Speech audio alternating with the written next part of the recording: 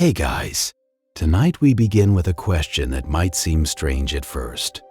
What did ancient people value more than gold, trade across thousands of miles, and build entire economies around?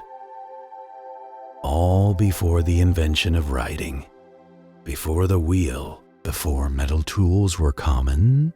The answer is a type of volcanic glass called obsidian.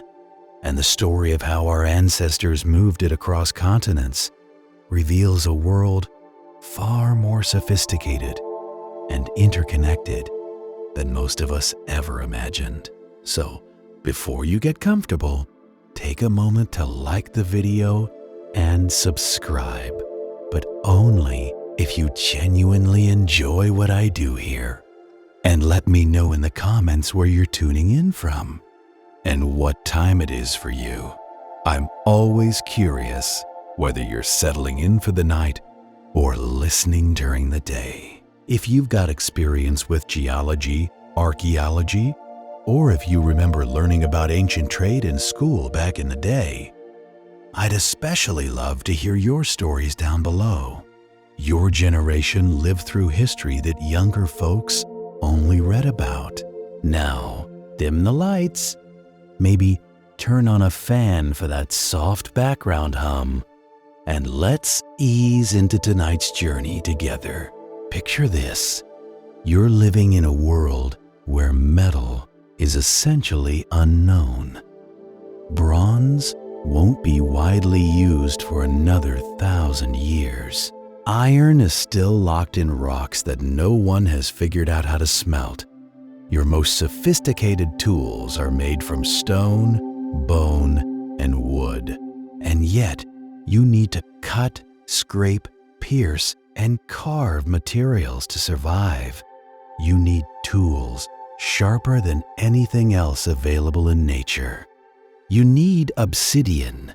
For those who've worked with tools your whole life, who remember when craftsmen actually knew their materials and took pride in sharp edges, you'll appreciate what obsidian represented. This wasn't just any rock. When properly worked, obsidian creates an edge sharper than modern surgical steel.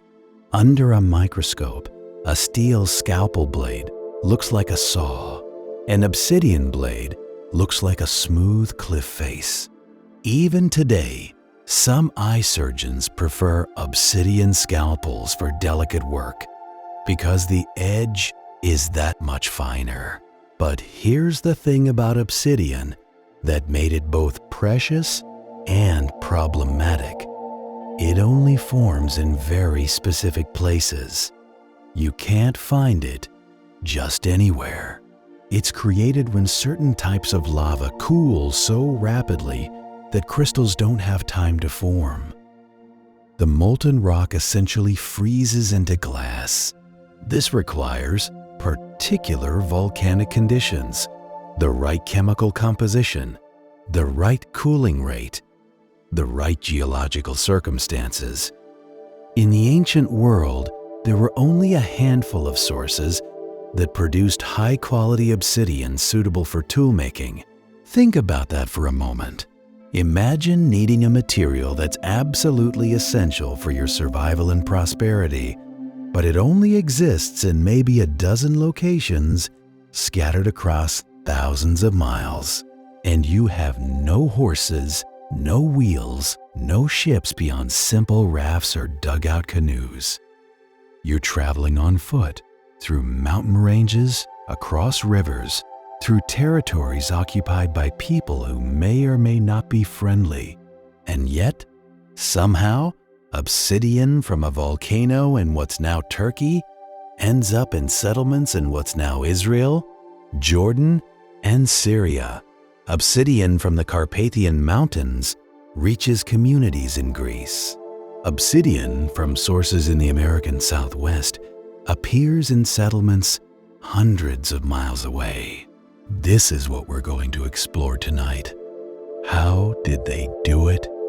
How did Neolithic communities, people who had only recently settled down from hunter-gatherer lifestyles, who were just beginning to figure out agriculture, create trade networks, sophisticated enough to move valuable materials across distances that would challenge us today with all our modern advantages.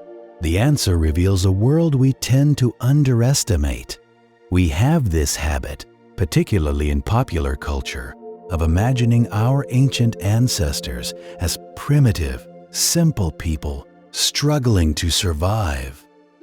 But the archaeological evidence tells a different story. It shows us people who were every bit as intelligent as we are, who solved complex logistical problems, who understood value and exchange, who built relationships and alliances spanning generations. They weren't primitive. They were pioneers, figuring out how to organize society and economy from scratch, with none of the inherited knowledge we take for granted. Let's talk about what obsidian actually is, because understanding the material helps explain why people were willing to go to such extraordinary lengths to obtain it. Obsidian is nature's glass, formed when certain types of rhyolitic lava cool so fast that the atoms don't have time to arrange themselves into a crystalline structure. Instead, they freeze into an amorphous solid, essentially a supercooled liquid that's harder than most rocks. The result is a material with some remarkable properties. First, as we mentioned, it's incredibly sharp when fractured. When you break obsidian, it fractures in a predictable way called conchoidal fracture, the same way glass breaks, creating smooth, curved surfaces and extremely acute angles at the edges. A skilled knapper can control this fracture to produce blades, scrapers, and points with edges measured in molecules. Second, obsidian is relatively easy to work compared to other quality stone tools materials like flint or chert. It's harder than those materials, yes, but it's also more predictable. An experienced craftsman can read the stone, understand where it will break, and produce consistent results. For someone whose life might depend on having reliable tools, this predictability was valuable beyond measure. Third, and this is important for understanding the trade networks, obsidian from different volcanic sources has slightly different chemical compositions. Each source has its own geochemical signature, a fingerprint created by the particular mix of elements present in that volcano's magma chamber. We're talking about trace elements: barium, zirconium, cesium, rubidium, present in parts per million.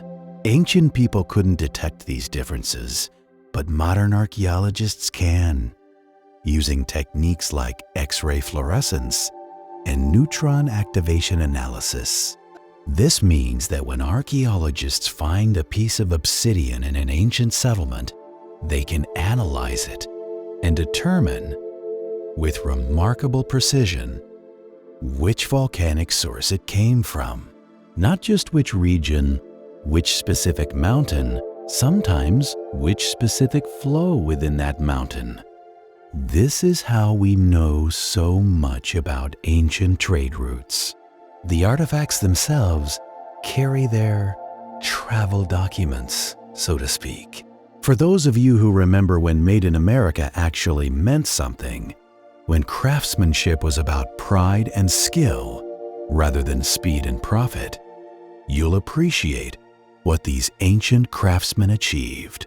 Making a quality obsidian blade wasn't something you learned in an afternoon. It required years of practice, a deep understanding of the material, and the kind of attention to detail that seems increasingly rare in our disposable society. A master knapper could take a fist-sized obsidian nodule and produce dozens of usable blades from it, each one sharp enough to shave with, thin enough to be nearly flexible, and precisely shaped for its intended purpose.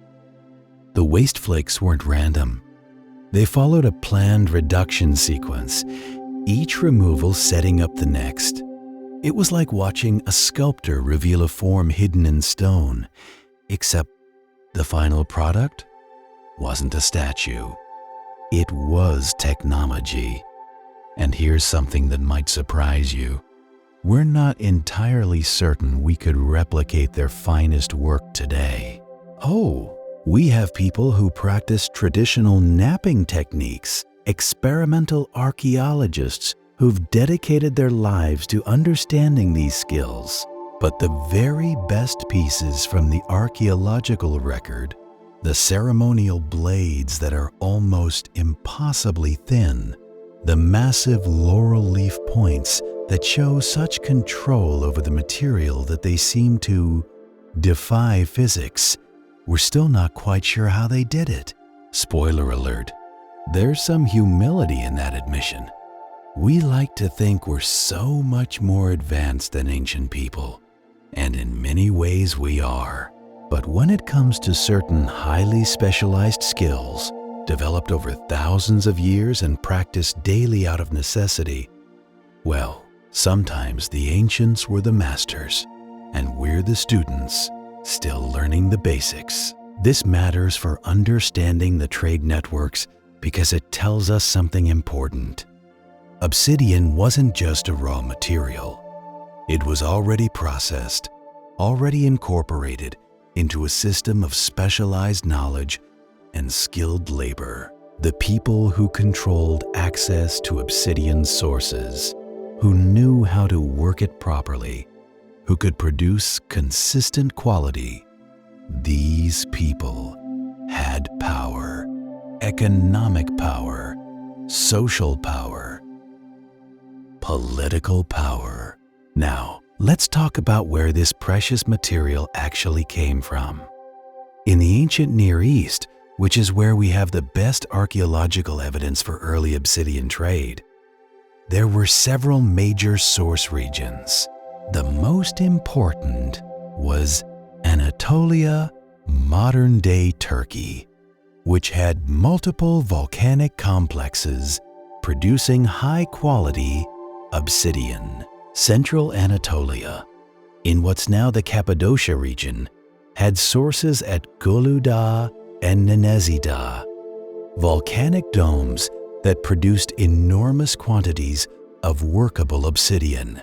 This material was especially prized because of its quality, relatively few inclusions, good flaking properties, and it came in large nodules. Archaeological evidence shows this central Anatolian obsidian reaching settlements throughout the Levant well over 500 miles away in some cases. Eastern Anatolia had its own sources, particularly around Lake Van. Nemrut Dağı, Bingöl, and Sufan Dağı all produced obsidian, though each had slightly different properties. Some was better for making large blades, some for smaller tools. Ancient craftsmen knew these differences and selected material accordingly, which tells us something important. They weren't just passively accepting whatever came their way. They were making informed choices about material quality. The Carpathian Mountains, in what's now Hungary and Slovakia, provided obsidian to Central and Eastern Europe. This material, while not quite as prized as the Anatolian sources, still traveled impressive distances, reaching communities in present-day Germany, Austria, and the Balkans. Think about that. People walking across what we now think of as multiple countries, carrying heavy loads of rock with no maps, no compass, no GPS, just knowledge passed down and landmarks remembered. In the Mediterranean, several islands produced obsidian. Melos, in the Cyclades, was a major source supplying mainland Greece and beyond. Lipari, off the coast of Sicily, provided material to Italy and the Western Mediterranean. Sardinia had its own sources. These island sources created an interesting dynamic. because accessing them required boats and navigation skills, adding another layer of complexity to the trade. For those of you who served in the military and remember navigation before satellites, before even reliable radio navigation, you might appreciate what these ancient mariners accomplished. They had to read currents, understand seasonal wind patterns, recognize coastlines, and do all of this in boats that were essentially large canoes or reed rafts. A storm could end everything, yet they made these voyages regularly enough that island Obsidian became commonplace in coastal settlements. The Americas had their own obsidian sources, though we'll focus primarily on the Old World tonight, since that's where we have the earliest evidence of long-distance trade. But it's worth mentioning that similar patterns developed independently. Obsidian from sources in Mexico, the American Southwest, and Central America all became trade items, moving among networks that wouldn't be fully mapped by Europeans until thousands of years later. What strikes me about this geography is how it created natural monopolies. You couldn't just decide to start your own obsidian business. The sources were fixed by geology. If you lived near a source, you had something valuable that people hundreds of miles away needed. If you lived far from a source, you had to trade for it or do without. This asymmetry, this fundamental inequality in resource distribution, helped drive the development of complex societies. Think about the strategic thinking required. A settlement located along a major trade route, even if it had no obsidian of its own, could prosper by facilitating exchange. They became middlemen, adding value through logistics and connections. A settlement that controlled access to a water source or a mountain pass could extract tribute from passing traders. These are sophisticated economic concepts, yet people were implementing them in the Neolithic, before money existed, before writing, before formal laws. The sources themselves varied in how easy they were to exploit.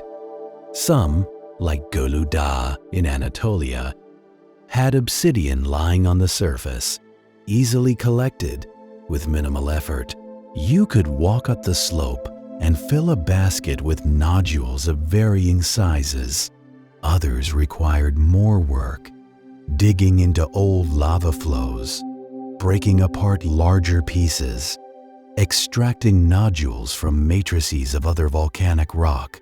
Archaeological evidence shows that people established temporary camps at some sources, coming seasonally to collect material. These weren't permanent settlements. The volcanic highlands weren't the easiest places to live year-round, but specialized extraction sites. People would come up, spend a few days or weeks collecting nodules, do preliminary processing to reduce weight for transport, then head back down to permanent settlements.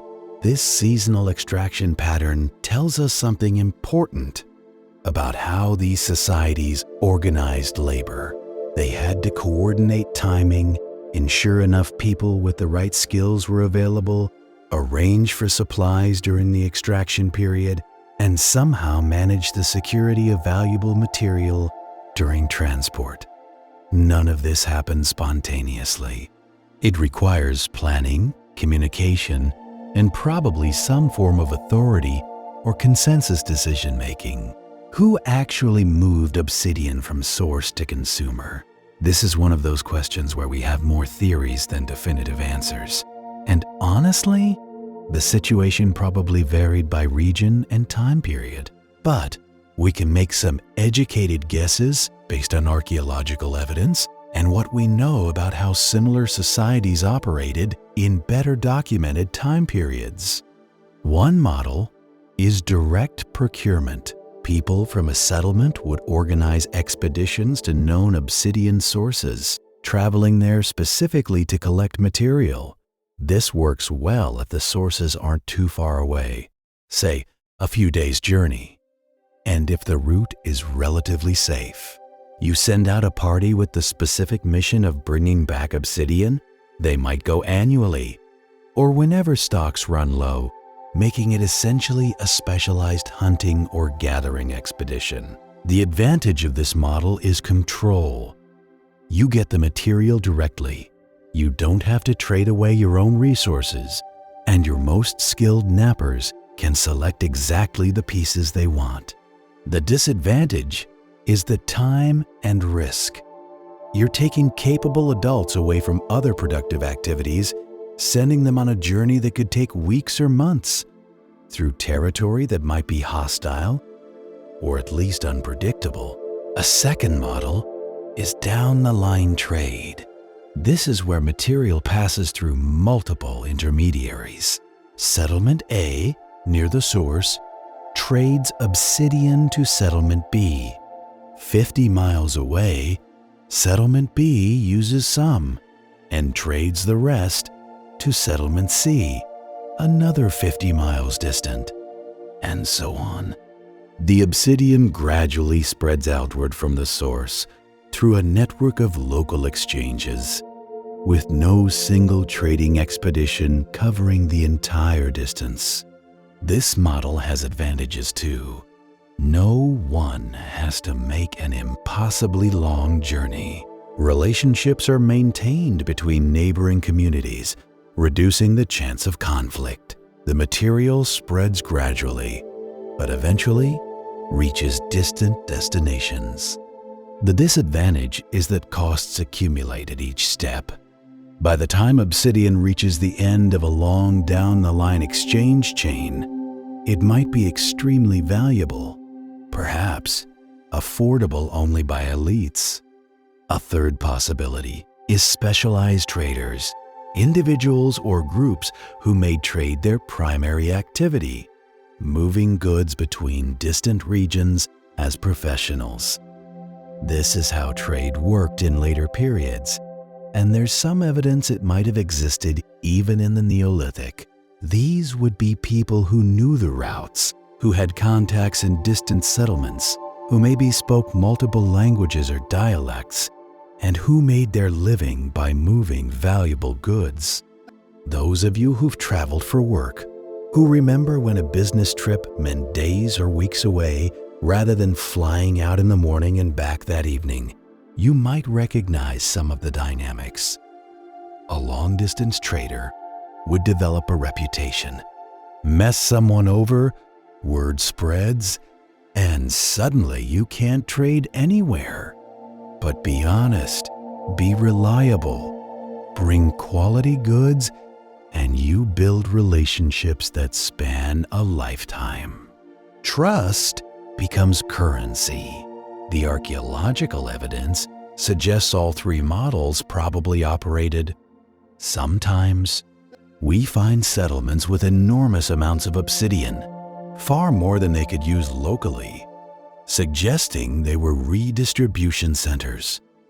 We find settlements with tiny amounts of obsidian, every piece carefully curated and probably passed down through generations. And we find evidence of direct exploitation sites near sources where people from distant settlements established temporary camps.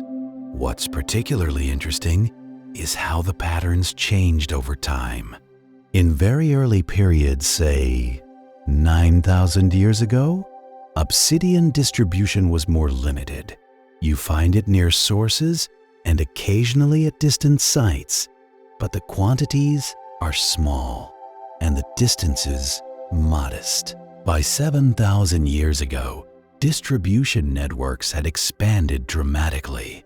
Quality obsidian from central Anatolia reaches settlements throughout the Levant and into Mesopotamia. This expansion coincides with other changes: the development of larger settlements, more complex social structures, evidence of craft specialization, and the emergence of what we might call proto-urban centers. Places like Çatalhöyük in Turkey, which at its peak housed perhaps 8,000 people, all living in connected rectangular houses with access through roof openings. These weren't simple farming villages. These were complex societies with economies sophisticated enough to support full-time craft specialists, traders, and probably a whole range of other specialized roles. The Obsidian trade didn't just supply tools, it created and sustained the economic networks that made these complex societies possible.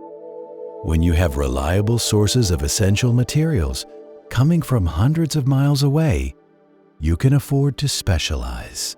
You can have people who only make pots, or only weave textiles, or only process food, because they can trade their products for the tools they need. The Obsidian trade was, in many ways, an engine of social complexity. So, we've established that Obsidian moved across impressive distances, and that various models of exchange probably operated simultaneously. Now let's talk about the practical reality of actually moving this material. Because here's the thing, Obsidian is heavy. A fist-sized nodule weighs a pound or two, a load worth trading, enough to make the journey economically viable.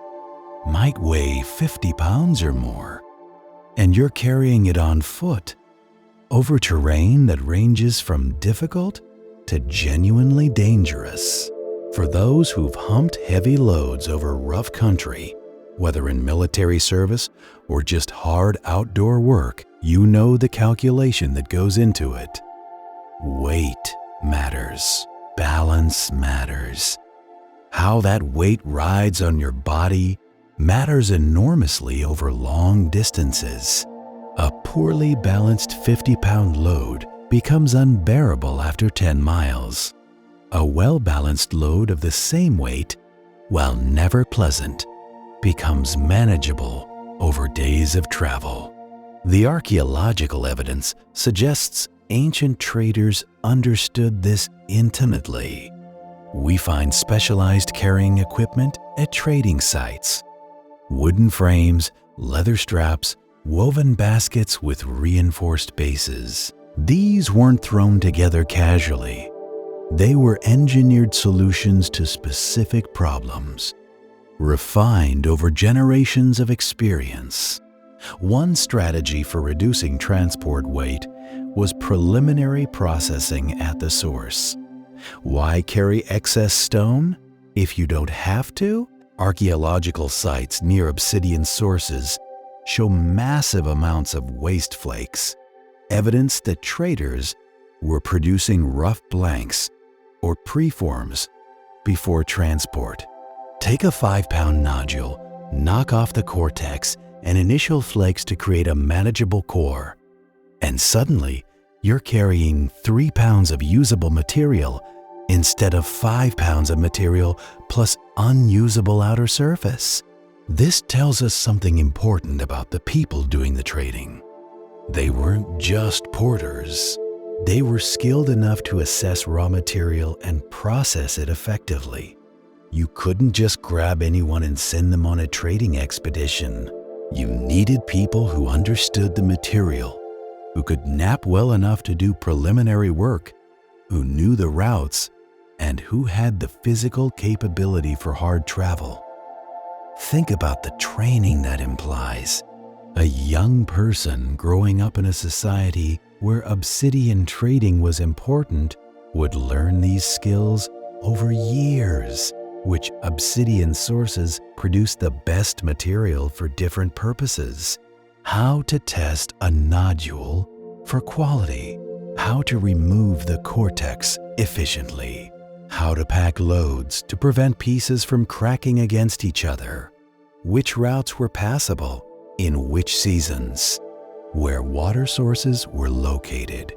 How to read weather signs. How to interact with different communities along the route. And let's talk about the physical reality of these journeys. We're not talking about strolling down a paved road. We're talking about following animal trails through forests, climbing mountain passes, fording rivers, navigating swamps, crossing deserts. In weather that ranged from pleasant to potentially lethal, with no GPS, no maps, beyond maybe some scratches on leather or verbal descriptions. No rescue services if something went wrong. A journey from central Anatolia to the Levant, say from the Galuda source to settlements near present-day Damascus, would cover roughly 300 miles as the crow flies. On foot, accounting for terrain, probably more like 400 miles or more. At 20 miles per day, which is moving at a good pace with heavy loads, that's 20 days of travel. In reality, probably longer, accounting for rest days, weather delays, detours around hostile territory, and time spent in settlements along the way establishing relationships and perhaps trading for supplies.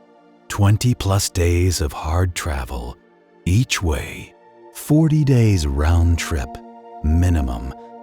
And that's assuming everything goes smoothly, which it often wouldn't. Add in time to actually collect and process the obsidian at the source, and you're looking at 2 months or more for a complete trading expedition. 2 months when those traders aren't contributing to their home settlements' other needs.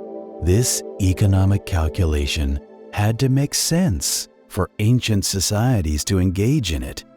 The obsidian had to be valuable enough to justify the investment of time, labor, and risk, and clearly it was.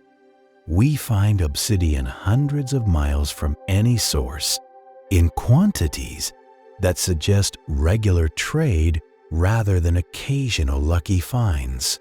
The value proposition worked, but the calculations weren't purely economic. There were social dimensions too.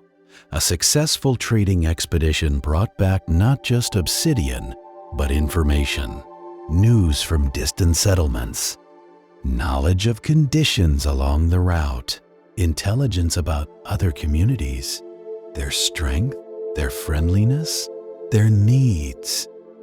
This information could be as valuable as the physical goods. And there was prestige. The traders who made these journeys successfully, who navigated the dangers, who maintained relationships with distant communities, who returned with valuable goods. These people had status. They'd proven themselves capable, reliable, brave. In societies where reputation mattered enormously, where your standing in the community determined your influence and your prospects, successful trading could elevate your position substantially. Those of you who traveled on business, who remember when closing a deal meant weeks away from home, and success meant building relationships face-to-face over time, you might recognize some of this. The combination of economic necessity, personal reputation, and relationship building that drove long-distance trade hasn't fundamentally changed. The tools are different, the distances we cover are faster, but the human dynamics, pretty similar. Here's a question that keeps archaeologists arguing. What did people trade for obsidian? In later periods, we have written records. We know ancient Sumerians traded barley, textiles, and manufactured goods for imports. But in the pre-literate Neolithic, we're left inferring from indirect evidence. And that evidence suggests a complex picture. The obvious answer is other materials. A settlement with good obsidian access but poor agricultural land might trade stone for food.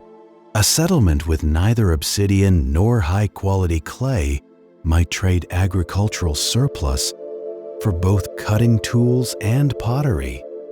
The basic logic of comparative advantage: trade what you have for what you need, operated even before anyone formalized the concept. But the challenge with this explanation is that many things don't preserve archaeologically. Textiles rot. Most food products decompose. Leather degrades. The obsidian survives because it's essentially indestructible, so we can trace its movement. But we can't easily trace the movement of a beautifully woven textile, or a basket of dried fish, or a bundle of medicinal plants, even though those things might have been equally valuable in ancient exchange systems. We do have some clues. Settlements near obsidian sources sometimes show evidence of receiving marine shells from coastal regions hundreds of miles away.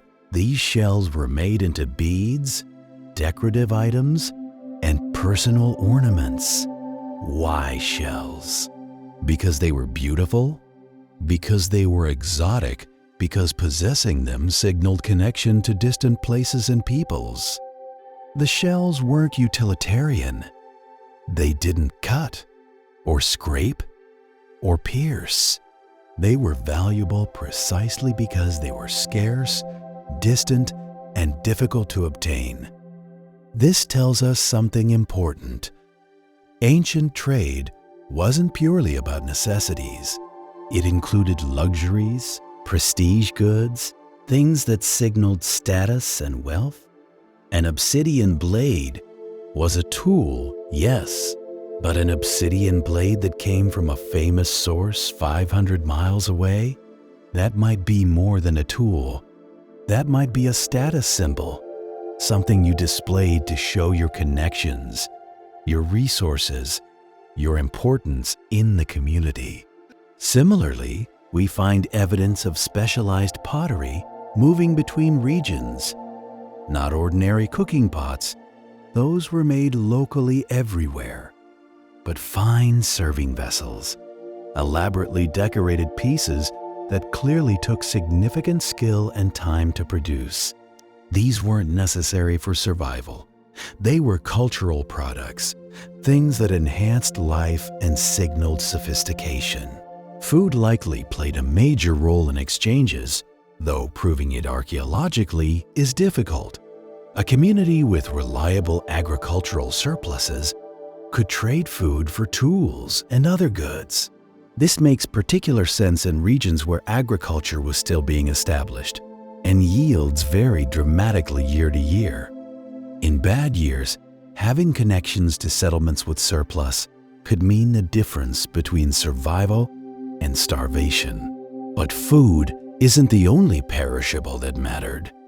Knowledge itself might have been a trade good, a master napper teaching techniques in exchange for access to obsidian sources, a healer sharing knowledge of medicinal plants, a skilled navigator sharing route information.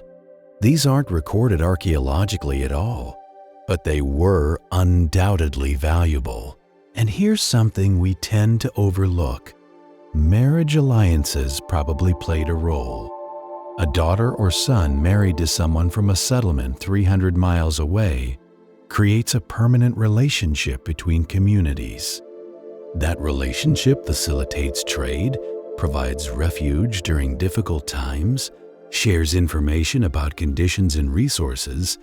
In anthropological terms, these kinship networks create the social infrastructure that makes economic exchange possible and reliable.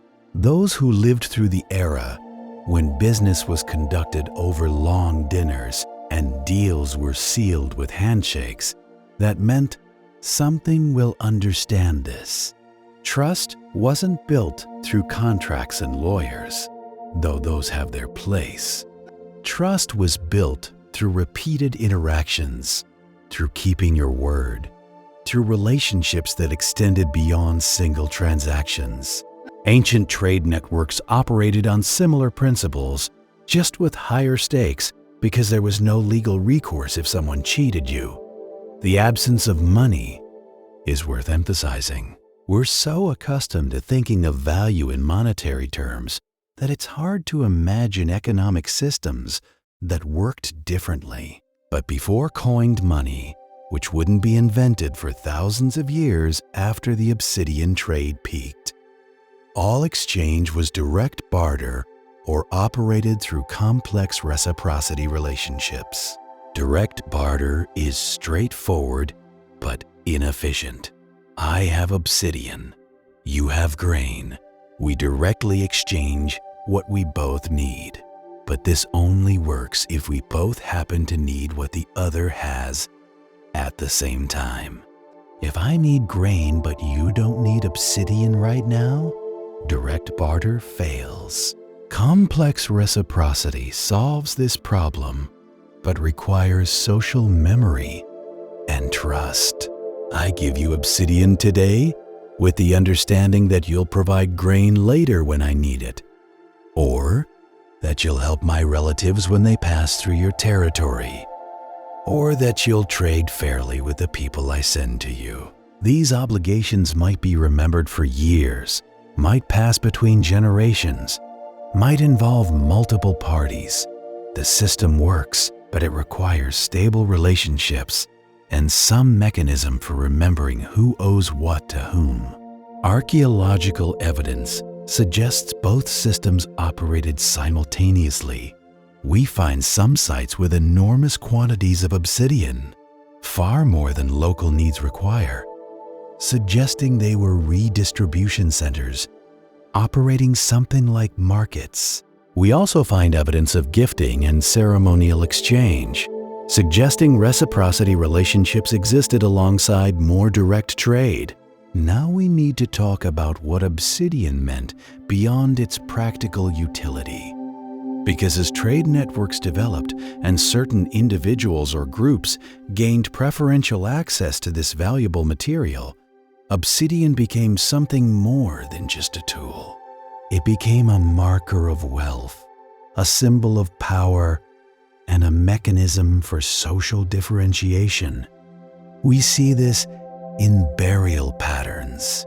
In some Neolithic cemeteries, certain individuals are buried with substantial amounts of obsidian, while others have little or none. The wealthy graves, if we can call them that, show not just more obsidian, but often higher quality pieces, exceptional blades displaying master-level craftsmanship, large nodules that represent substantial raw value, ceremonial or decorative pieces that clearly weren't utilitarian tools. This pattern tells us that Neolithic societies weren't egalitarian in the way we sometimes imagine early agricultural communities. There were differences in wealth and status, and access to prestigious trade goods was one way those differences were expressed and maintained. Think about what this means in practical terms. In a society where everyone needs cutting tools for daily survival, and those tools can only come from distant sources through complex trade networks, whoever controls access to that trade has power, real, tangible power that affects everyone's daily life. If you're the successful trader who regularly brings back high-quality obsidian from distant sources, you can choose who gets the best pieces. You can build alliances by ensuring your supporters have good tools. You can exclude or disadvantage rivals by limiting their access.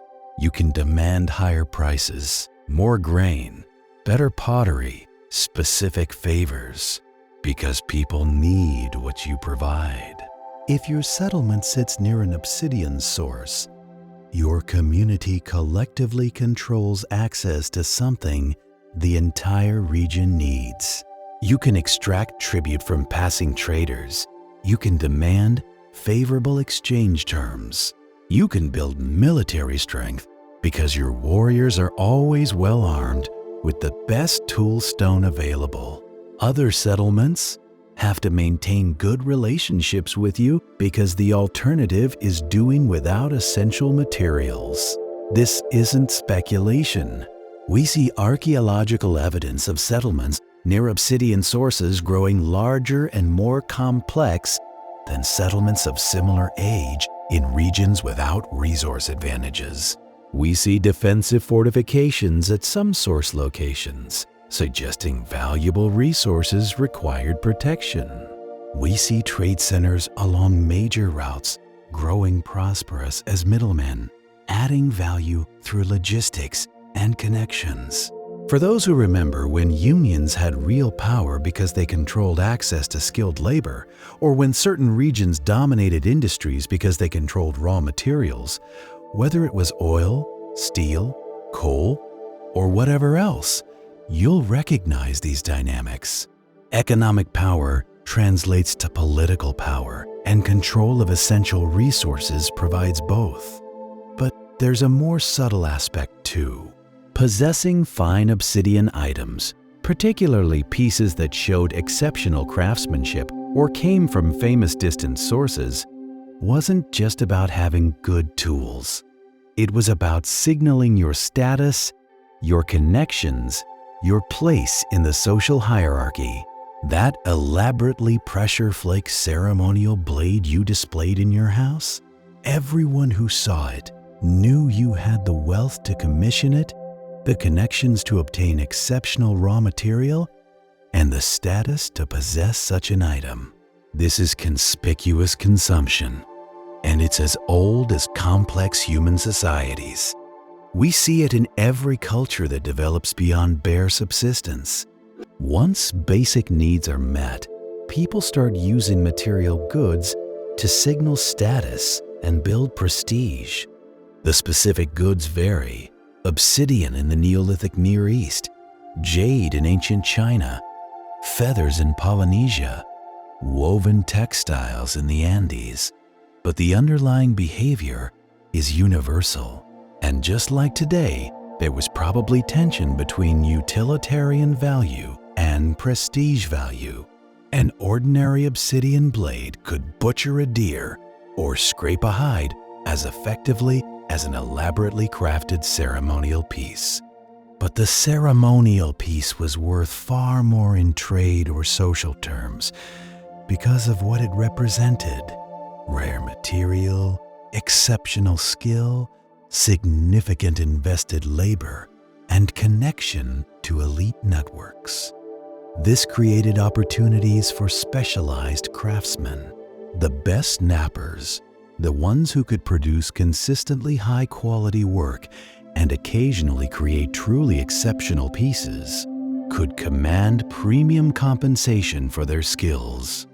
They were artists and engineers combined, working in a medium that required both technical knowledge and aesthetic sensibility. We can identify workshop sites where master knappers produced finished goods from raw material. These sites show patterns in the debris that suggest systematic, efficient production by highly skilled individuals. The waste flakes reveal the reduction sequence, and in the best workshops, that sequence shows remarkable control and minimal errors. These were professionals, possibly working full-time or near full-time as craft specialists, supported by the broader community. Those of you who worked in skilled trades, who remember when craftsmanship was valued and master craftsmen were respected for their expertise, will appreciate what these ancient knappers represented. They weren't just making tools. They were practicing a sophisticated craft that required years to learn, constant practice to maintain, and genuine talent to master. The best ones probably had reputations that extended far beyond their immediate communities. Get that blade made by so-and-so from such and such settlement would have meant something. The social stratification that obsidian trade helped create had long-term consequences. Once you have wealthy individuals or families, once you have people whose status is partly hereditary rather than purely earned, once you have institutionalized inequality, you're on the path toward more complex social structures. Chiefs, then kings, elites with power that extends beyond their personal abilities. Eventually, states. I'm not arguing that obsidian trade single-handedly created social complexity. That would be absurd. But it was part of a package of changes that transformed human societies from relatively egalitarian bands to stratified agricultural communities with specialized roles, permanent leadership, and systematic inequality. The obsidian was both symptom and cause, reflecting and reinforcing these changes. Now let's talk about how we actually know all this, because everything I've described tonight is based on painstaking archaeological work, decades of excavation, analysis, and interpretation by researchers who've dedicated their careers to understanding ancient trade networks. And the techniques they've developed to study obsidian are remarkably sophisticated. The key breakthrough came with geochemical sourcing. As I mentioned earlier, obsidian from different volcanic sources has different chemical compositions, trace elements that serve as fingerprints. In the 1960s and 70s, archaeologists began using techniques like neutron activation analysis to measure these trace elements in archaeological obsidian. They'd analyze pieces from known sources to create reference libraries, then analyze pieces from archaeological sites to match them to sources. This was revolutionary. Suddenly, you could take an obsidian blade from a settlement in ancient Syria, analyze it, and determine with certainty that it came from a specific volcano in central Turkey, 500 miles away. Do this for hundreds or thousands of pieces from multiple sites, and patterns emerge.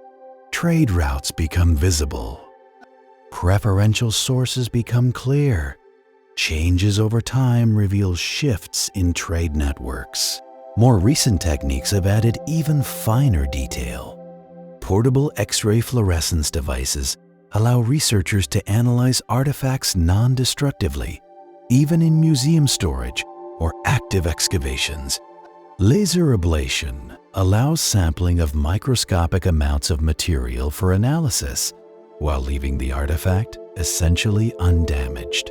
3D scanning documents obsidian artifacts in extraordinary detail, revealing manufacturing techniques and use wear patterns. And what these techniques reveal is impressive. At Çatalhöyük in Turkey, one of the largest Neolithic settlements we know of, researchers analyzed obsidian from multiple excavation areas and occupation levels. They found that over time, the sources supplying the site changed. In early levels, obsidian came primarily from nearby sources. Relatively speaking, within 100 miles or so. In later levels, sources from much farther away became common, suggesting expanding trade networks. They also found that different quality materials were used for different purposes. Highest quality obsidian from the best sources went into ceremonial or prestige items. Medium quality material became everyday tools. Lower quality obsidian was sometimes traded away rather than used locally, suggesting sophisticated resource management decisions. Other sites tell different stories. Settlements along major trade routes show obsidian from multiple distant sources, suggesting they were crossroads where different trade networks intersected. Some sites show overwhelming dominance of a single source, suggesting direct relationship or preferential trade agreements. A few sites show almost no obsidian despite being in time periods and regions where it was common elsewhere, raising questions about isolation or exclusion from trade networks. One particularly interesting case is the site of Çatalhöyük in central Turkey. Very close to major obsidian sources, you'd expect massive amounts of obsidian. and indeed, the site has enormous quantities. But what's interesting is that much of it isn't local, despite having high-quality sources practically in their backyard. The inhabitants imported obsidian from other sources too, including some from quite distant locations. Why? We're not entirely sure, but the best explanation is that this was a trade center where obsidian from multiple sources was collected, processed, and redistributed. It was more than a source area settlement. It was a hub in a wider network, a place where connections were made and maintained. The obsidian from distant sources wasn't for local use. It was passing through on its way to somewhere else. Those who worked in logistics or supply chain management might appreciate what the archaeological evidence reveals. These weren't random or opportunistic movements of goods. These were systematic, organized trade networks with identifiable patterns, preferred routes, specialized roles, and sophisticated management of materials from source to end user. It was a supply chain, just one built on trust and relationships, rather than contracts and shipping manifests. The evidence also shows us when things changed. In many regions, obsidian use peaked during certain periods and then declined. Sometimes this reflects discovery of local alternatives, high-quality flint or chert sources that reduce dependence on distant obsidian. Sometimes it reflects the advent of metal tools, which eventually replace stone for many purposes. And sometimes it reflects broader social disruptions that broke trade networks. This brings us toward the context of the Bronze Age collapse mentioned in tonight's title. By the time that collapse occurred, around 1200 BCE, obsidian was no longer the critical trade good it had been thousands of years earlier.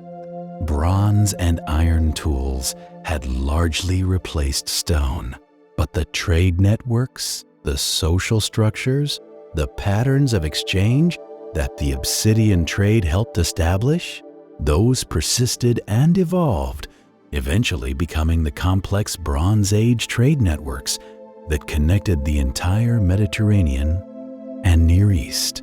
When those Bronze Age networks collapsed, when the Sea Peoples invaded, when Mycenaean palaces burned, when Hittite cities were abandoned, it was devastating partly because those societies had become so dependent on long-distance trade. They'd lost the ability to be self-sufficient that earlier communities had maintained. In a way, the obsidian traders of the Neolithic were pioneers of a globalization process that eventually created both tremendous prosperity and systemic vulnerability. Let's get specific now. We've talked about trade networks in general terms, but what did these routes actually look like? Where did people walk? What did they see? What challenges did they face? Tonight we're going to trace some of the major obsidian trade routes that archaeologists have mapped through artifact distribution and geographic analysis. The most thoroughly studied route connects central Anatolia to the Levant, from the obsidian sources around Cappadocia, southward to settlements in what's now Syria, Jordan, and Israel. This was one of the great commercial corridors of the ancient world, used for thousands of years before anyone thought to write down the routes or build formal roads. Starting at Gulu Dağ, one of the premium obsidian sources in central Anatolia, traders would have loaded up with processed material and begun the journey south. The first leg crossed the Anatolian plateau. Not as harsh as true desert, but certainly not lush. Limited water sources meant knowing where reliable springs and streams were located. The terrain rolled, with occasional dramatic gorges cutting through the landscape. The real challenge came at the Taurus Mountains, a substantial range that rises between the Anatolian Plateau and the Levant. These aren't the Himalayas, but they're serious mountains nonetheless. Snow-covered peaks even in summer, deep valleys, limited passes that were passable only during certain seasons. A trading expedition caught in an early snowstorm in these mountains wouldn't be coming home. The Cilician Gates, a narrow pass that slices through the Taurus Range, became a crucial corridor. Even today, major highways and railroads use essentially the same route because the geography doesn't offer better alternatives. In the Neolithic, this pass was narrower, more dangerous, more easily defended or blocked.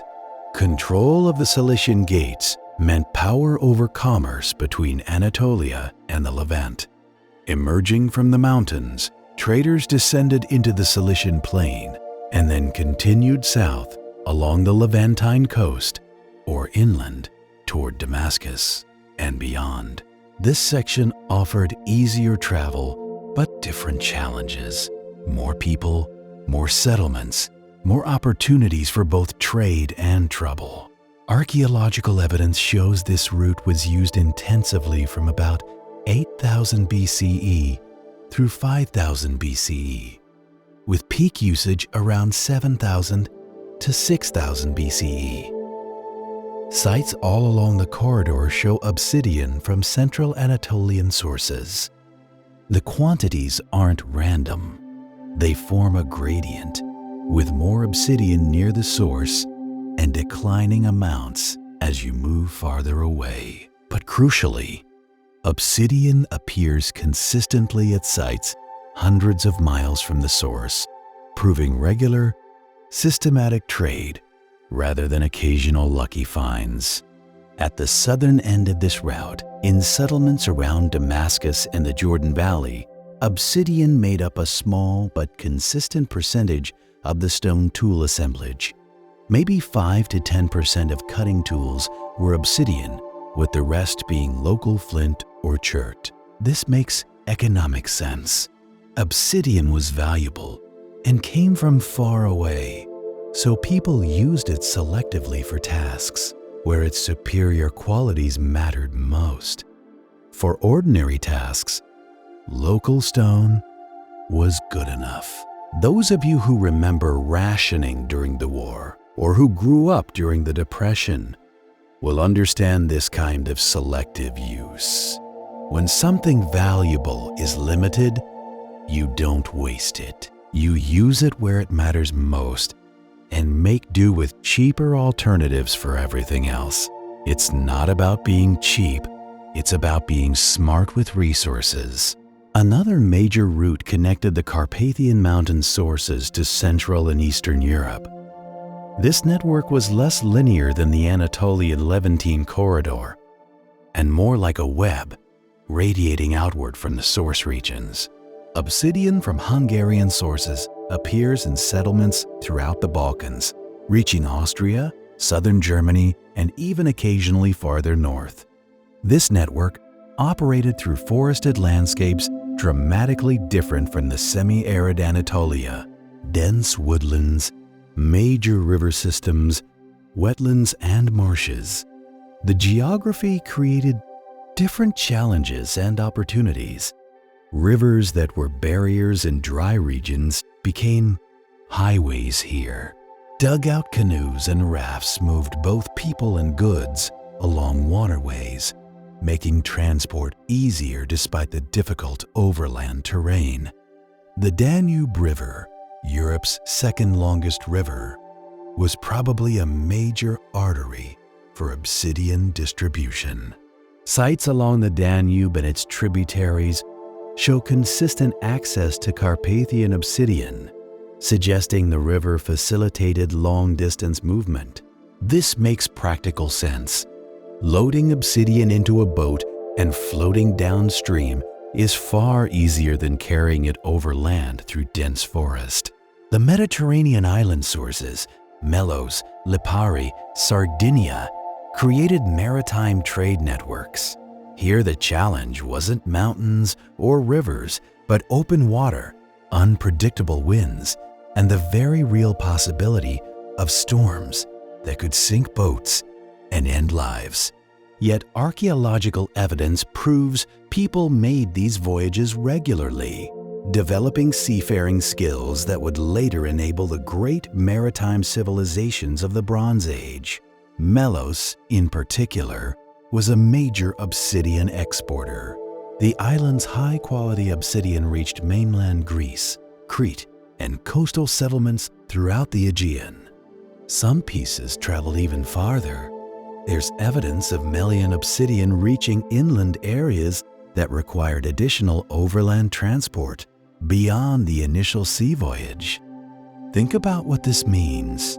Someone on Melos had to organize expeditions to quarry obsidian. Someone had to arrange boats and crews willing to make potentially dangerous sea crossings. Someone on the mainland had to receive the shipments and distribute the material to interior settlements. This wasn't casual exchange between neighbors. This was organized commerce with logistical complexity. What strikes me about these various routes is how they adapted to different environments while solving the same fundamental problem: moving valuable materials from sources to consumers across challenging terrain. The Anatolian route crossed mountains and semi-desert. The European route navigated forests and rivers. The Mediterranean route mastered open water. Different challenges, different solutions, same underlying economic necessity. And these routes didn't exist in isolation. They intersected, creating crossroads settlements where different networks met. These trading centers became cultural melting pots where people from different regions exchanged not just goods, but ideas, technologies, stories, and probably genes through marriage alliances. If you wanted to understand the wider world beyond your immediate region, you went to these crossroads and listened to the traders. Now let's get even more specific. What was it actually like to be one of these traders? What did a typical day involve? Based on archaeological evidence, ethnographic parallels, and basic human physiology and psychology, we can sketch a reasonable picture. You wake before dawn because you want to cover good distance before the heat of the day becomes oppressive. If you're in Anatolia during summer, midday temperatures can reach well over 90 degrees, and you're carrying 50 pounds or more of stone and supplies. Starting early isn't optional. The first task is checking your loads. Overnight, straps can loosen, packs can shift, problems can develop. A strap that breaks 2 hours into the day's march is annoying. One that breaks 8 hours in, when you're exhausted and still miles from the next water source, is potentially dangerous. So you check everything carefully, making adjustments while your hands are still fresh and your mind is sharp. Breakfast is minimal. Maybe some dried fruit, nuts if you have them, water from your leather flask. You don't want a heavy meal before hard travel. That can wait for evening when the day's miles are behind you. Right now, you need fuel without the sluggishness that comes from eating too much. Then you walk. For those who've done long-distance hiking, especially with heavy loads, you know there's a rhythm to it. Not too fast, you'll burn out and have to rest more frequently, losing time. Not too slow. You won't cover enough distance before exhaustion or darkness stops you. A steady, sustainable pace that eats up miles without destroying your body. 20 miles a day is ambitious with heavy loads over rough terrain, but achievable for fit, experienced travelers. 15 miles is more realistic, accounting for difficult sections, rest breaks, and unforeseen delays. 10 miles is what you settle for when terrain is particularly challenging, or when you're conserving energy for a difficult section ahead. The landscape changes slowly around you. If you're crossing the Anatolian Plateau, the scenery is monotonous. Rolling semi-arid land stretching to every horizon. Your mind wanders. You think about home, about what awaits at your destination, about the profit you hope to make on this journey. You tell stories to pass the time, keeping morale up. You watch for landmarks that tell you you're still on course. Water is a constant concern. You know where the reliable sources are along your route, knowledge passed down from previous traders or learned through your own earlier journeys. But seasonal variations matter. A spring that flows reliably in spring might be dry by late summer. A river that's easily fordable most of the year might be a raging torrent during snowmelt. You plan around these variables, but nature doesn't always cooperate. When you reach a water source, you don't just drink and move on. You refill every container. You rest in shade if any exists. If it's midday in summer, you might stop for several hours, waiting for temperatures to drop before continuing. Pushing through the worst heat is how people die in this environment. Evenings are when you can finally relax slightly. You've covered your miles for the day. You've reached a suitable camping spot, ideally near water, with some protection from wind and defensible against both animals and potential human threats. You build a small fire if fuel is available, and if you judge the fire's visibility isn't too risky, food is simple and mostly cold except for whatever can be warmed by the fire. Dried meat, grain cakes, dried fruit, nuts. Nothing fresh food spoils on long journeys. Nothing elaborate. You're too tired for fancy preparation, even if you had the ingredients. Just calories to replace what the day burned and enough to fuel tomorrow's miles. Conversation around the fire is important. It maintains group cohesion, processes the day's events, plans tomorrow's route, shares observations about conditions ahead. But mostly, it reminds everyone that they're not alone out here. Humans are social creatures. Extended isolation is psychologically difficult, even for introverts. The evening campfire is where the group reaffirms itself. Sleep comes easily when you're this tired, but it's not the comfortable sleep of a proper bed in a secure house. It's camp, sleep alert, even while unconscious, ready to wake if anything unusual happens. A strange sound, an animal too close, weather changing, another person's distress. You sleep, but part of your mind stays vigilant. This is how you stay alive in environments where real dangers exist. Those who served in the field, who remember sleeping in difficult conditions while maintaining alertness for threats, will recognize this state. It's exhausting in a way that goes beyond simple physical tiredness. You're never fully resting because you can't afford to fully relax. By journey's end, this cumulative fatigue becomes a serious burden, and then you wake and do it again and again.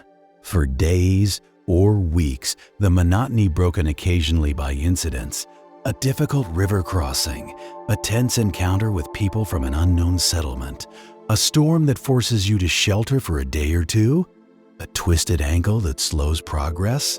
Mostly, though, it's just walking, carrying weight, managing discomfort, dealing with boredom and fatigue, and the gnawing uncertainty about whether this journey will be worth the cost. Because that's the thing we sometimes forget when we romanticize ancient trade. It was hard, unglamorous work. The successful trader wasn't necessarily the bravest or the strongest. The successful trader was the one who was consistent, reliable, careful with details, good at reading people and situations, and stubborn enough to keep going when quitting would be easier. If you've worked physically demanding jobs, if you've known the satisfaction of completing hard tasks that broke lesser people, you'll appreciate what these traders accomplished. They didn't have support vehicles, GPS, satellite phones, emergency services, or any of the backup systems we take for granted. They had their own knowledge, skills, physical capability, and the reliability of their companions. That's it. Everything depended on those factors. While traders moved obsidian across landscapes, craftsmen transformed raw material into usable tools. Let's spend some time understanding their world, because these specialists were as crucial to the obsidian trade networks as the traders themselves. Becoming a skilled napper required years of practice. You didn't just pick up a rock and start making perfect blades. You started by watching masters work, absorbing the principles through observation. Then you practiced on cheap, abundant stone, local materials where mistakes didn't waste valuable imports. Gradually, as your skills developed, you'd be trusted with better materials. Eventually, working with precious obsidian, the learning curve was steep and painful. Literally, obsidian is sharper than metal. A mistake could slice your hand to the bone. Every experienced napper had scars. It was the price of mastery, accepted as inevitable. You learn to work carefully, to control your tools precisely, to anticipate where flakes would separate and how edges would form. The best nappers developed something like perfect pitch for stone. They could look at a nodule and see the final tools hidden inside it, understanding intuitively how to reduce the material most efficiently. They could hear in the sound of percussion whether the stone was flaking correctly. They could feel in the resistance under their hands whether the next blow would produce a good flake or shatter the piece uselessly. Different tools require different techniques. For large blades, you might use direct percussion, striking the stone directly with a hammerstone to remove big flakes. For finer work, indirect percussion using a punch and hammer gave more control. For the finest, thinnest blades and for pressure flaking to finish edges, you used antler or bone tools pressed against the stone to pop off tiny flakes with precision, measured in millimeters. The waste from this work is what archaeologists find most commonly. For every finished blade, there might be 100 waste flakes. These flakes tell stories to trained observers. The size and shape reveal what stage of reduction produced them. The striking platform remnants show what technique was used. The distribution across a site maps where different craftsmen worked and what kind of production occurred there. Some sites show evidence of expedient tool production, people making quick, rough tools for immediate use with minimal investment of time. Other sites show formal tool production by specialists, systematic reduction sequences, consistent blade dimensions, elaborate finishing work. The difference is like comparing a nail pounded crooked by an amateur to cabinetry by a master carpenter. Both might function, but the quality gulf is obvious. Craftsmen who achieved high skill levels could demand high compensation. In societies without money, this might mean preferential access to food, better housing, multiple wives, or exemption from other labor requirements. A master napper was too valuable to waste on ordinary agricultural work or hauling water. Let lesser people do that.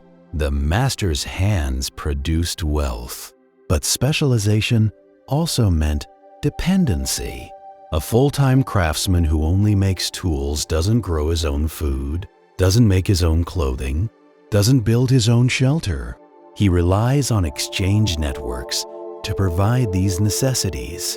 If those networks break down, if trade stops, if social relationships fracture, if conflict disrupts normal life, the specialist is vulnerable in ways a self-sufficient farmer isn't. This tension between the efficiency of specialization and the security of self-sufficiency is something humans have never fully resolved.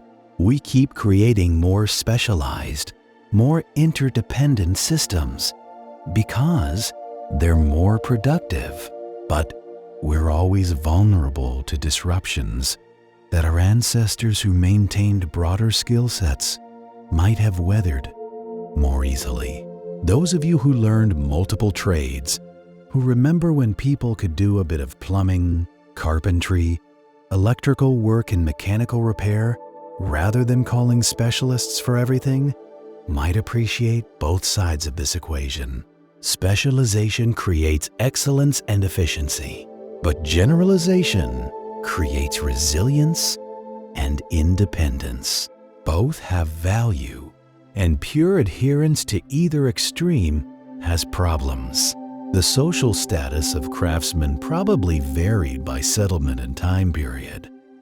In some communities, craft specialists might have been near the top of the social hierarchy, their rare skills valued enormously. In others, they might have been respected but not elevated, useful people who served the community but didn't lead it. We don't have enough evidence to make universal statements, but clearly, skill with Obsidian had value that could translate to social position. Women's roles in Obsidian working are uncertain. Most napping requires significant upper body strength and hand grip strength, giving men physical advantages. But we shouldn't assume women had no role.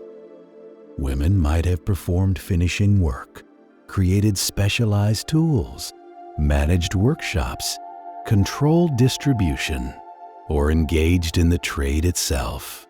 The archaeological record doesn't preserve gender directly, and assumptions based on later patriarchal societies might not apply to the Neolithic. Here's something crucial that we haven't discussed enough yet. Obsidian wasn't the only thing moving along these trade routes. Ideas, technologies, cultural practices, stories, and innovations traveled the same paths, spreading far beyond their points of origin through the networks that Obsidian trade created and maintained. When a trader from Anatolia arrived at a settlement in the Levant, he didn't just drop off Obsidian and immediately leave. He stayed for days or weeks, resting, reprovisioning, conducting other business. During this time, he talked with locals. He shared stories about distant places. He described innovations he'd seen elsewhere. He absorbed information to carry back home. This information exchange was valuable in itself. New agricultural techniques could increase yields. Better pottery firing methods produced more durable vessels. Innovations in food storage reduced spoilage. More effective weapon designs improved hunting and defense. Improved weaving techniques produced better textiles. All of these could be described verbally or demonstrated, spreading through trade networks even when they produced no archaeological signature. We can track some of these transmissions through their material remains. Specific pottery styles appear suddenly in regions far from their origin, arriving alongside increased obsidian imports. Architectural techniques spread along trade routes, rectangular houses appearing in regions that previously built round structures, or specific construction methods being adopted by communities that had used different approaches. The Neolithic revolution itself, the transition from hunting-gathering to agriculture, spread partly through trade contact. Domesticated plants and animals didn't appear spontaneously everywhere.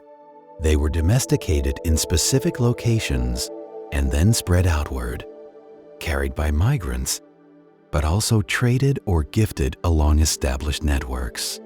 Communities in contact with agricultural societies could adopt crops and livestock without wholesale population replacement. Obsidian trade networks facilitated this spread. Settlements that already had relationships for obsidian exchange could extend those relationships to trade other goods and information. The social infrastructure was already in place. The trust relationships existed. Adding new items to the exchange was easier than creating entirely new networks from scratch. This has analogies to modern business networks. If you've established a reliable supply chain for one product, extending it to handle related products is much easier than building a completely new supply chain. The relationships, logistics, and trust are already established. Ancient trade networks operated similarly. They were expandable frameworks that could accommodate new goods and ideas once the basic structure existed. Religious ideas and ritual practices probably traveled these routes too. We find similar symbolic motifs appearing in regions connected by trade-specific geometric patterns, animal representations, goddess figurines with distinctive styles spreading across considerable distances. Did these represent shared beliefs, or were they just popular artistic styles? Hard to say definitively, but the correlation between trade connections and shared symbolism is too strong to ignore. One particularly interesting case is the spread of cattle symbolism. In the Neolithic Near East, cattle became culturally important well beyond their economic value as meat and labor. Cattle horns appear in architecture, on altars, in burials. Distinctive bucranium motifs, stylized cattle skulls, show up in contexts suggesting ritual significance. This cattle-centered symbolism appears along the same routes that Obsidian traveled, suggesting the ideas moved with the trade goods. For those who remember when regional differences were more pronounced, when traveling 200 miles meant encountering distinctly different dialects, foods, customs, and assumptions, you can appreciate how dramatic this cultural transmission must have been in the Neolithic. The differences between regions were enormous. A trader arriving from 500 miles away was practically alien. Different language, different clothing, different customs, exotic goods, strange stories. The encounter must have been fascinating for both parties. We need to talk about Obsidian's role beyond economics and toolmaking, because the archaeological evidence makes clear that this material had spiritual and ritual significance in many Neolithic societies. Stone tools were practical necessities, yes, but obsidian was something more, something that touched the sacred. Part of this surely came from obsidian's unusual properties. It's formed in volcanoes, places of awesome and terrifying power. It emerges from the Earth's depths, connecting to underworld forces in ways that must have seemed supernatural to people without geological knowledge.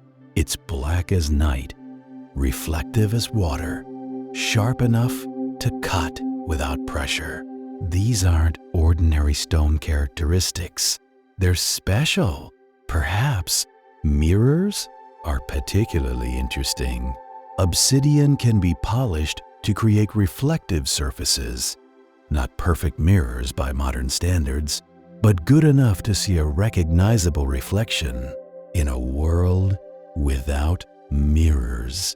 This is profound. Seeing your own face looking back at you from stone must have been startling, perhaps spiritual. Archaeological sites have yielded polished obsidian mirrors, often in contexts suggesting ritual use rather than ordinary vanity.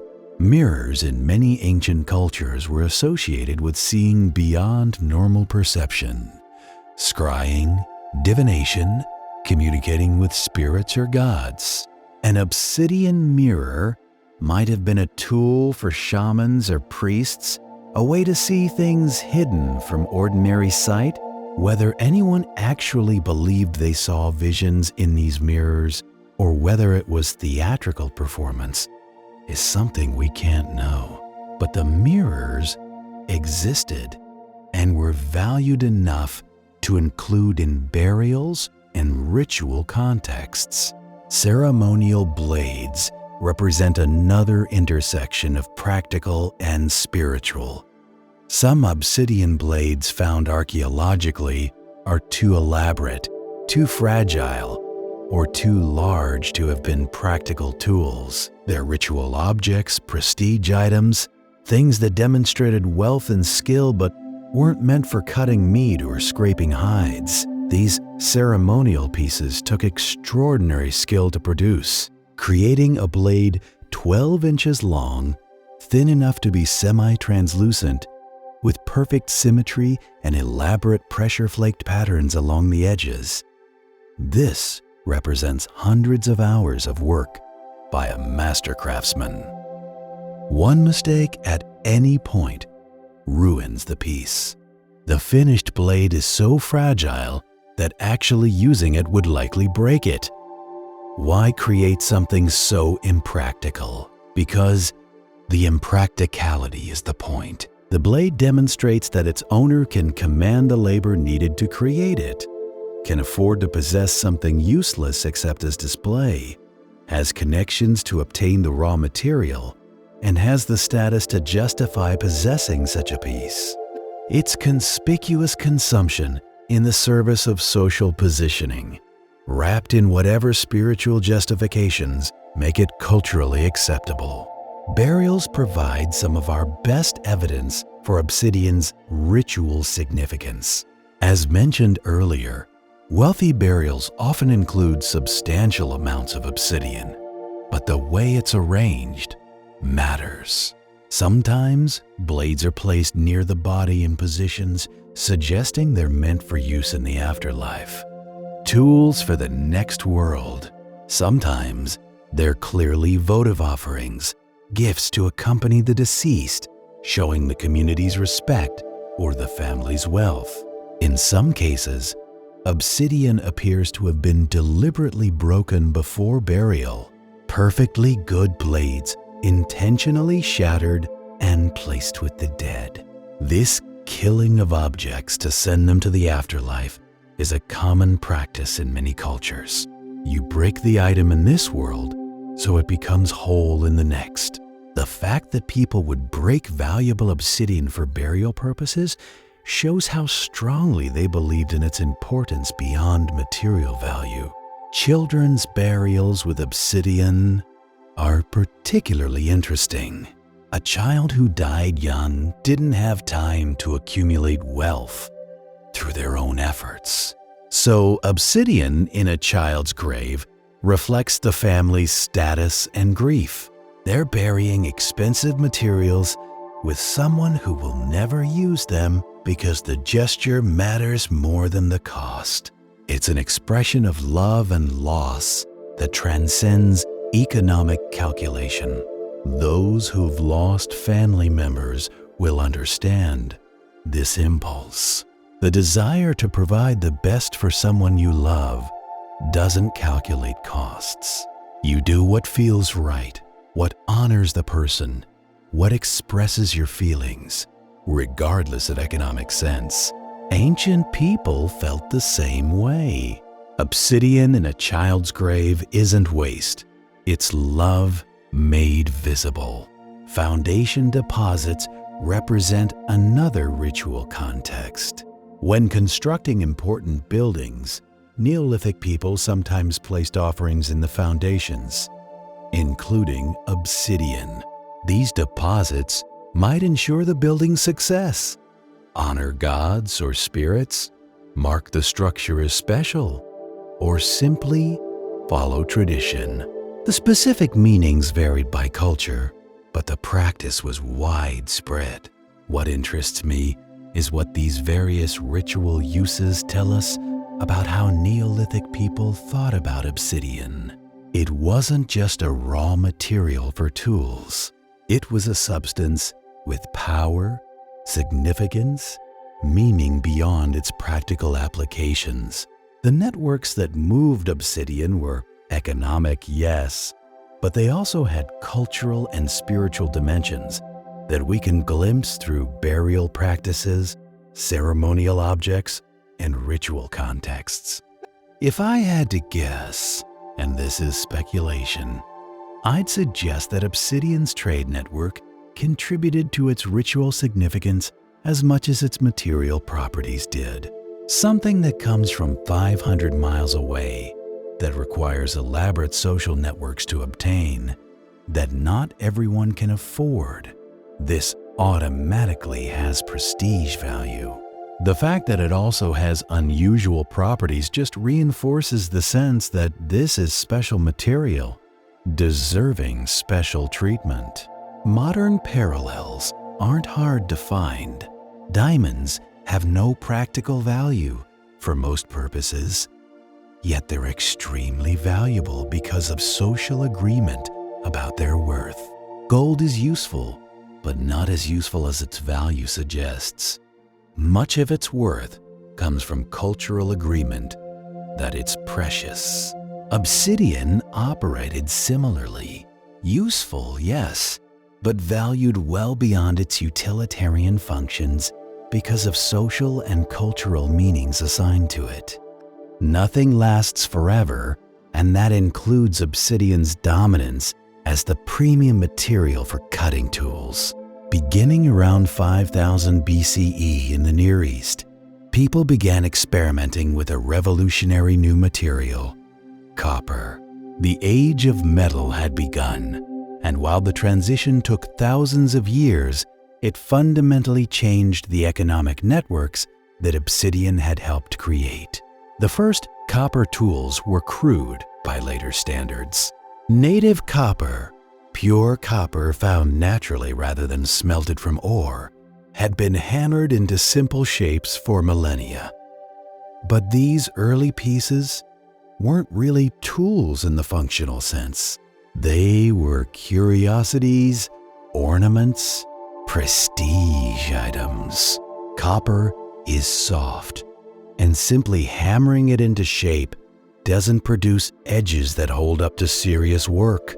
But around 5000 BCE, people in the Near East discovered smelting, extracting copper from ore using high-temperature furnaces.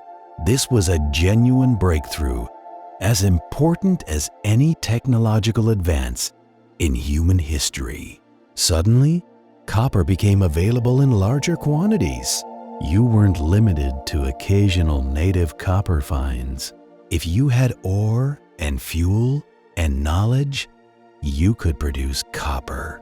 Even early smelted copper wasn't ideal for tools. Pure copper is too soft. A copper knife blade bends and dulls quickly. An obsidian blade, while fragile, at least holds its edge until it breaks. Early copper tools were actually inferior to stone for many cutting tasks. But copper had advantages stone couldn't match. It could be melted and cast into complex shapes. It could be resharpened indefinitely, and broken copper tools could be recycled by melting and recasting. For a long time, perhaps 2,000 years or more, obsidian and copper coexisted. Neither completely replaced the other, because each had advantages for different purposes.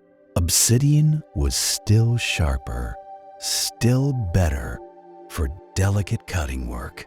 Copper was more durable, could be shaped into forms impossible in stone, and didn't shatter.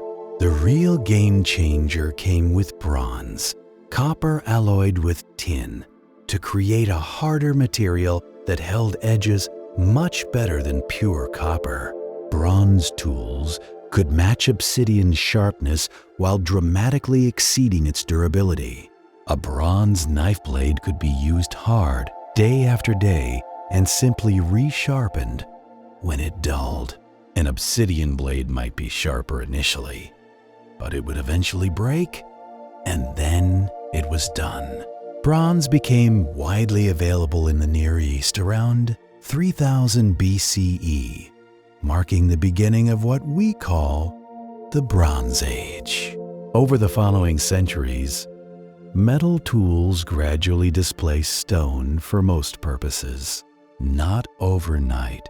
Technological transitions never happened that fast, but steadily and inexorably.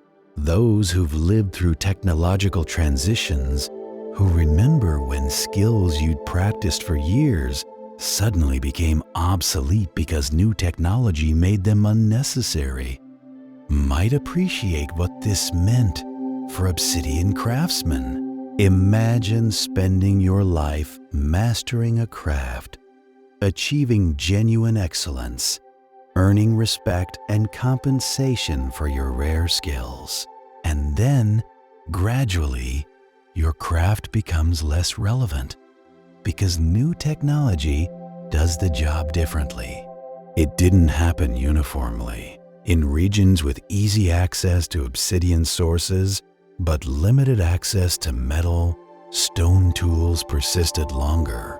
In areas where copper and tin were available, bronze displaced stone more quickly.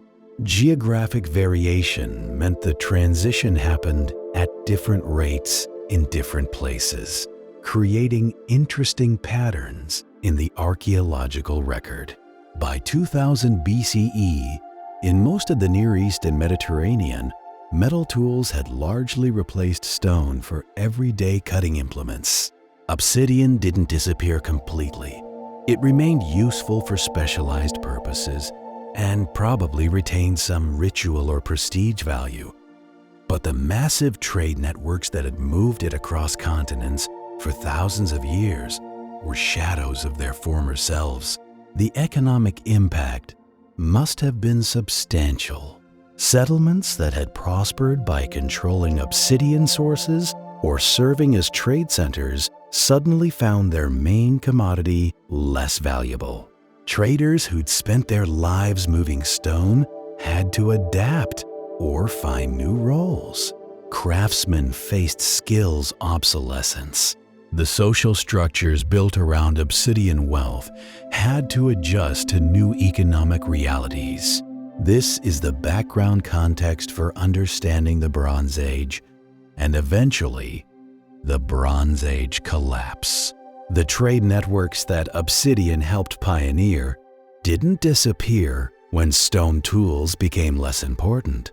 They evolved, adapted, and expanded to carry new goods, metals obviously, but also textiles, grain, wine, olive oil, timber, and countless other commodities.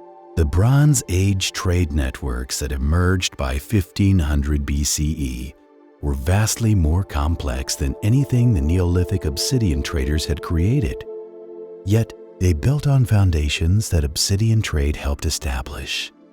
The concept of long-distance exchange, The social mechanisms for building trust between distant communities, the logistical knowledge of moving goods across challenging terrain, and the economic understanding that specialized production and trade could generate prosperity. The late Bronze Age Mediterranean and Near East operated as something approaching an integrated economic system. Mycenaean Greece traded with Egypt, Hittite Anatolia, and the Levantine coast. Egyptian grain-fed foreign populations. Cypriot copper and Anatolian tin combined to create bronze throughout the region. Timber from Lebanon built ships and structures across the Near East. Textiles from multiple centers supplied clothing markets far from their production sites. We know this in detail because the Bronze Age civilizations were literate. They left records, clay tablets recording shipments, diplomatic correspondence discussing trade agreements, accounting texts tracking commodities, and even a few survived shipwrecks with their cargoes intact. The Uluburun shipwreck, discovered off the Turkish coast, contained copper ingots, tin, glass, ivory, ebony, precious metals, pottery, and goods from at least 7 different cultures. One ship carrying the products of an entire interconnected world. This system created tremendous wealth and supported complex societies with full-time administrators, scribes, craftsmen, merchants, soldiers, and priests. Population centers grew larger than anything the Neolithic had seen. Monumental architecture, rows, palaces, temples, fortifications of impressive scale. Art, literature, and technology flourished. But this complexity created vulnerability. The system was interdependent. Egypt needed Levantine timber because Egypt has almost no trees. The Levant needed Egyptian grain because the region's agricultural capacity couldn't always feed its population. Everyone needed copper and tin, which came from limited sources. Disrupt the system at any point, and ripples spread everywhere. Those who lived through the Great Depression, or who remember their parents' stories about it, will recognize this dynamic. When everything was connected and the system worked, prosperity flowed. But when key components failed, the whole edifice could come crashing down. The interconnection that created wealth also created systemic risk. Around 1200 BCE, the interconnected Bronze Age world collapsed. Not everywhere simultaneously and not for identical reasons in all places, but across a wide region encompassing the Eastern Mediterranean and Near East, complex societies failed within a relatively short period, perhaps 50 to 100 years. Mycenaean palaces in Greece burned and were abandoned. The Hittite Empire in Anatolia disintegrated, its capital Hattusa destroyed, its cities abandoned, its political structure dissolved. Egyptian New Kingdom weakened dramatically, losing territories and retreating into itself. Levantine cities were destroyed, trade networks broke, literacy declined or disappeared in many regions. Population levels dropped significantly. This is what historians call the Bronze Age collapse, and it remains one of the most debated topics in ancient history. What caused it? Why did so many societies fail almost simultaneously? Why couldn't these sophisticated, powerful civilizations maintain themselves? The honest answer is we're not entirely certain. Multiple factors probably converged, a perfect storm of problems that individually might have been manageable, but together proved overwhelming. Climate change was Likely a factor. Paleoclimatic evidence suggests a period of drought and cooling around 1200 BCE. For agricultural societies dependent on consistent rainfall, this was serious. Crop failures meant hunger. Hunger meant social stress. Social stress meant instability and conflict. When Egypt's grain shipments failed because of poor harvests, Levantine cities that depended on those imports faced famine. Warfare certainly played a role. The mysterious sea peoples, raiders or migrants whose exact origin remains debated, attacked throughout the eastern Mediterranean. Egyptian records describe desperate naval battles against these invaders. Archaeological evidence shows violent destruction at many sites. Whether the sea peoples caused the collapse or were symptoms of it is unclear, but they definitely contributed to the chaos. Systemic economic breakdown probably compounded everything else. When trade networks broke, whether because of piracy, political instability, or simple fear, the interdependent Bronze Age economies couldn't function. Tin supplies from Afghanistan stopped reaching the Mediterranean. Copper from Cyprus became unavailable. Without copper and tin, you can't make bronze. Without bronze, you can't make tools or weapons. The whole system depended on continued exchange, and when that exchange failed, everything else failed too. Think about how vulnerable modern society is to supply chain disruptions. We saw during recent events how quickly shortages can develop when logistics networks face even temporary problems. Now imagine those disruptions lasting not weeks, but years or decades. Imagine no alternative suppliers, no stored reserves, no crisis management infrastructure. That's closer to what Bronze Age societies faced.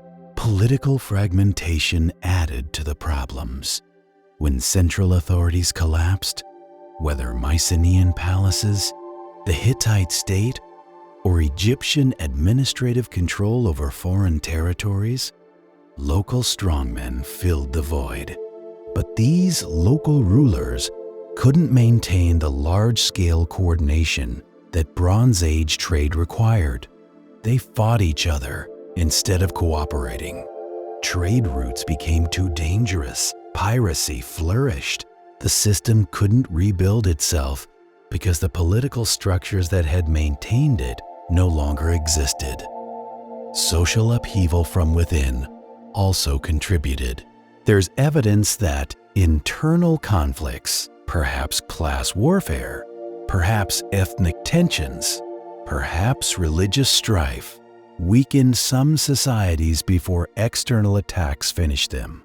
When palace economies controlled most wealth and the benefits of trade, resentment among those excluded could boil over. Destroy the palace, redistribute its wealth, and suddenly the entire administrative system that made complex society possible is gone. Those who remember World War II will recognize elements of this story.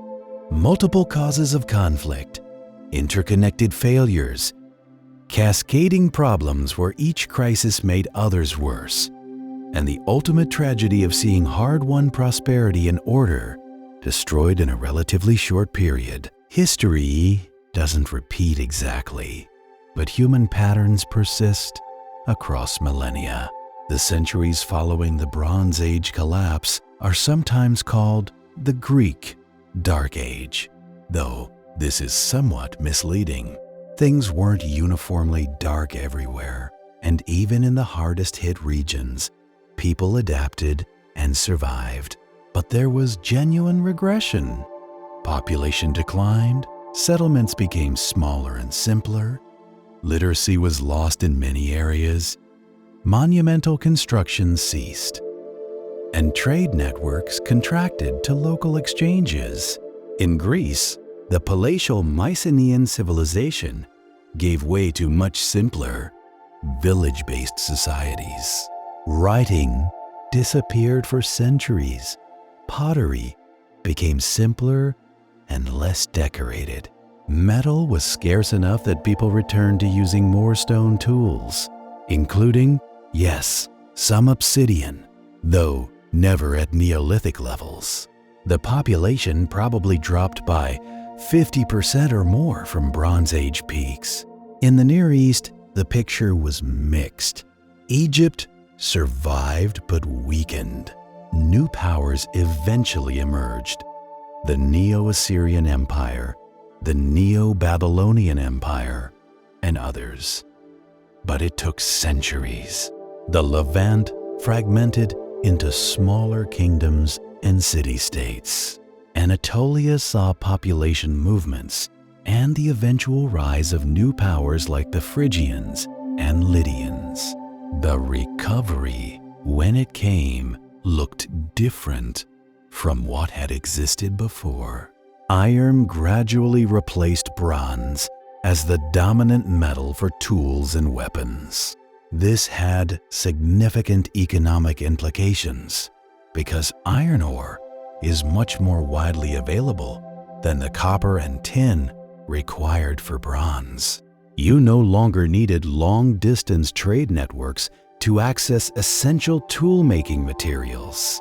This decentralization of metal supply changed power dynamics substantially. Writing returned, but in new forms.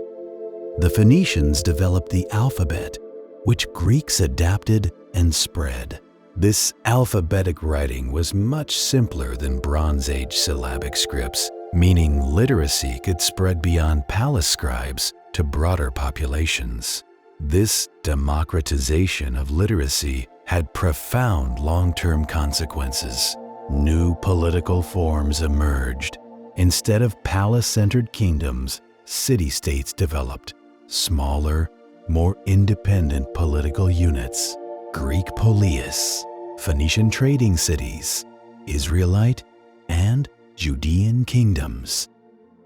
All represented different approaches to political organization than Bronze Age models. Some of these experiments eventually led to concepts like democracy, citizenship, and individual rights that still influence us today.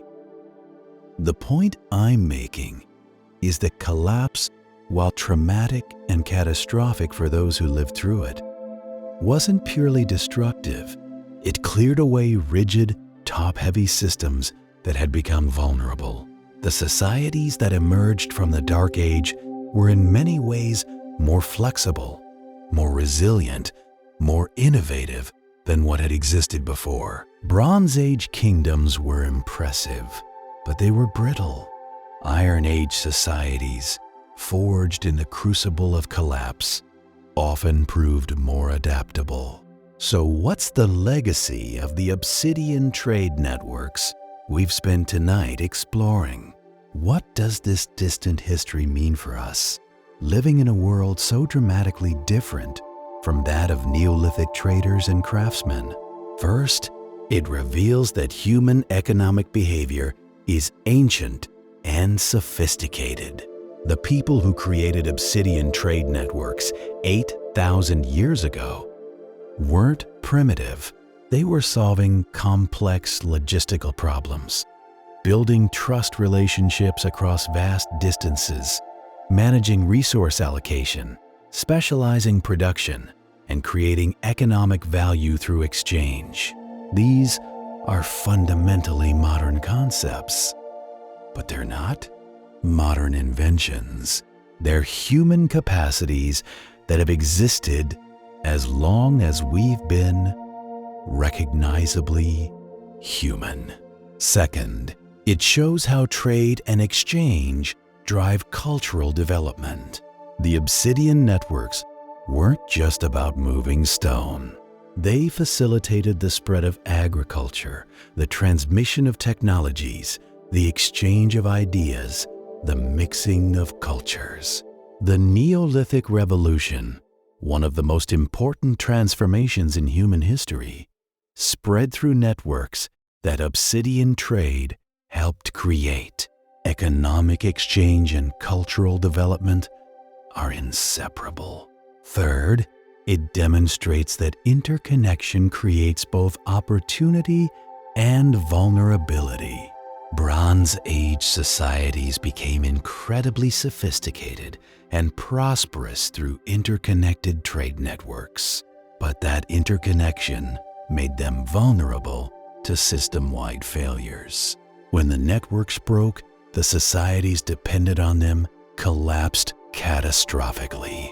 This is a lesson we're still learning, or perhaps failing to learn, in our own globalized world. Fourth, it reminds us that technological change displaces as well as creates. When bronze replaced obsidian, it was progress. Better tools, more capabilities, new possibilities. But it also meant the end of livelihoods, the obsolescence of hard-won skills, the loss of knowledge accumulated over centuries. Every technological advance creates winners and losers. Progress for society as a whole isn't progress for everyone individually. Those of you who've watched industries disappear, who've seen the towns where you grew up decline as manufacturing moved elsewhere, or automation eliminated jobs, who've experienced the double edge of technological progress, you understand this in ways younger generations often don't. Progress is real and generally beneficial, but its costs aren't distributed evenly. The Neolithic master napper, watching bronze tools replace his life's work, would recognize your experience. If you've got thoughts on this, how the patterns we've discussed tonight compare to changes you've witnessed in your lifetime, I'd genuinely appreciate hearing them in the comments.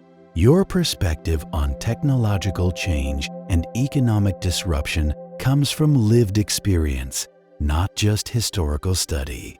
Fifth, the Obsidian story reveals how much we've lost through the simple passage of time. These networks operated for thousands of years, involved countless people, shaped entire regions economically and culturally. Yet we know them only through fragments, stone tools and archaeological sites, chemical analyses revealing sources, spatial distributions suggesting routes. The stories, the individual dramas, the specific innovations and failures, all gone, irretrievable except through inference and imagination. This is humbling for those of us interested in history. We reconstruct past societies from their garbage, essentially. The things they left behind or lost. We're like detectives working a case, with 99% of the evidence missing. We do remarkably well given the limitations, but humility about what we don't know is appropriate. Finally, the Obsidian trade networks remind us that our ancestors deserve respect. These weren't dim-witted primitives stumbling through prehistory. These were intelligent, creative, resourceful people who built sophisticated systems with limited technology. They crossed mountains carrying heavy loads. They navigated open water in primitive boats. They developed specialized skills requiring years to master. They created art and ritual. They loved their families and grieved their losses. They were, in short, fully human in all the ways that matter. We have better technology, more accumulated knowledge, more material comfort, but we're not fundamentally more intelligent or capable than they were. Put us in their environment with their resources, and most of us would struggle to survive let alone thrive and create what they created. This isn't ancestor worship. It's simply accurate assessment of human capability across time. Let me draw some explicit connections between the ancient patterns we've discussed and our contemporary world, because I think there are lessons worth considering. The Obsidian traders faced a fundamental challenge of moving valuable materials across distances without modern infrastructure. Today we have highways, container ships, air freight, GPS, and real-time communication. Yet the basic problems persist: logistics, trust, risk management, quality control, building reliable supply chains.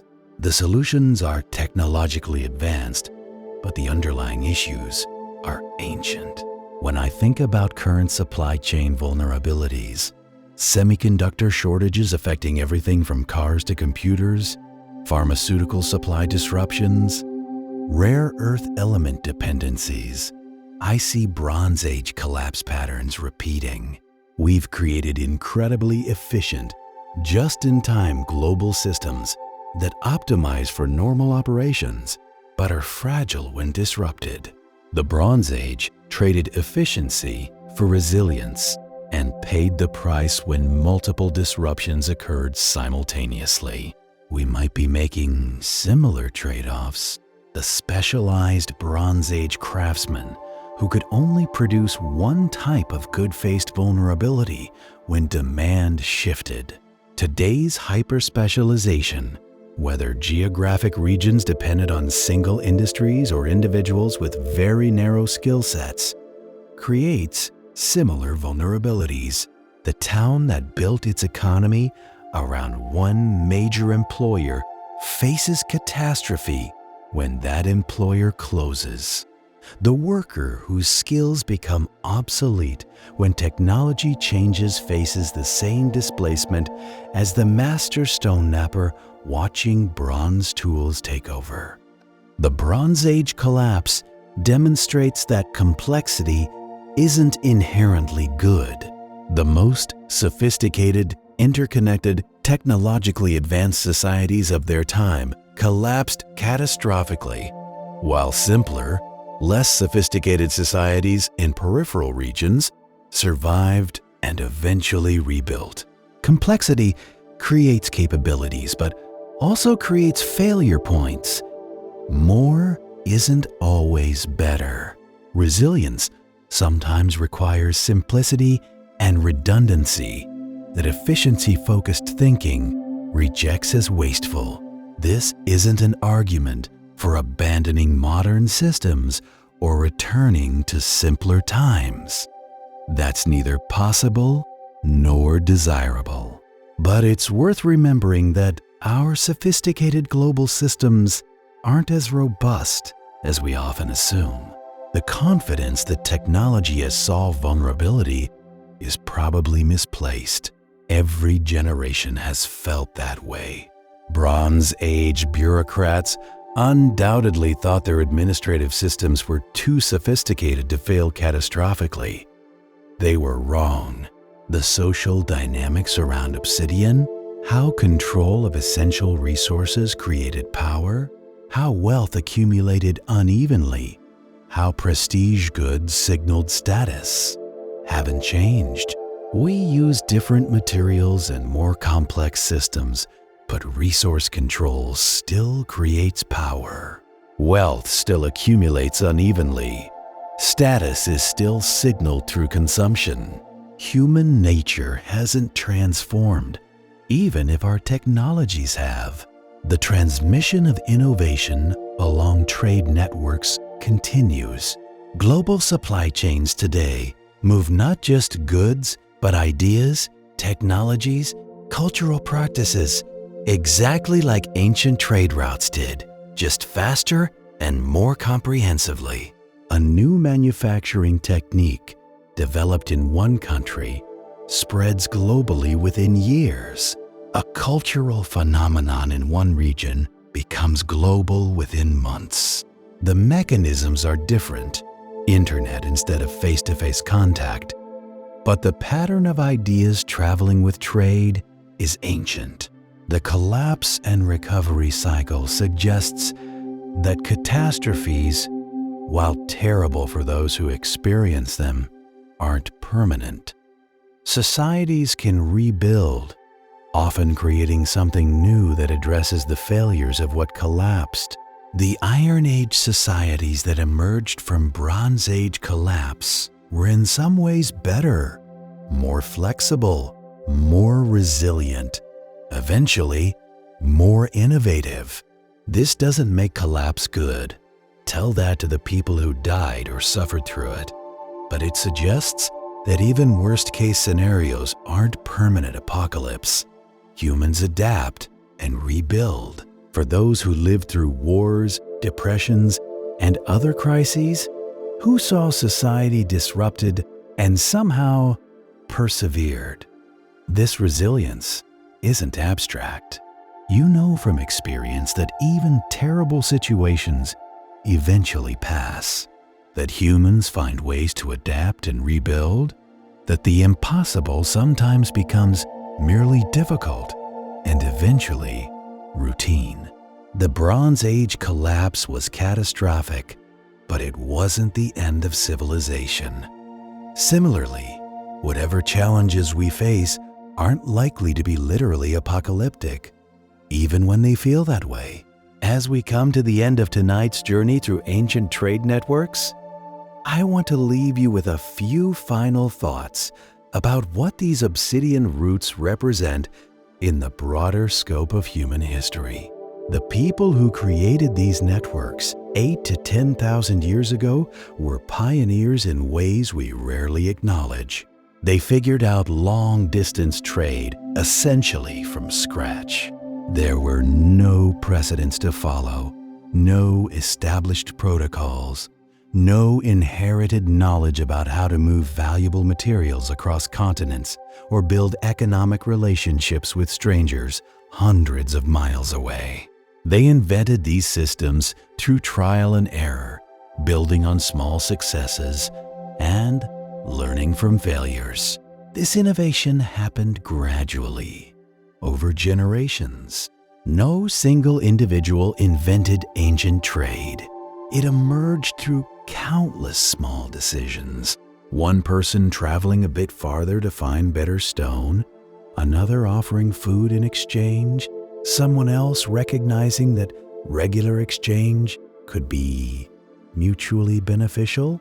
These small choices accumulated into systematic networks that eventually spanned thousands of miles and connected diverse cultures.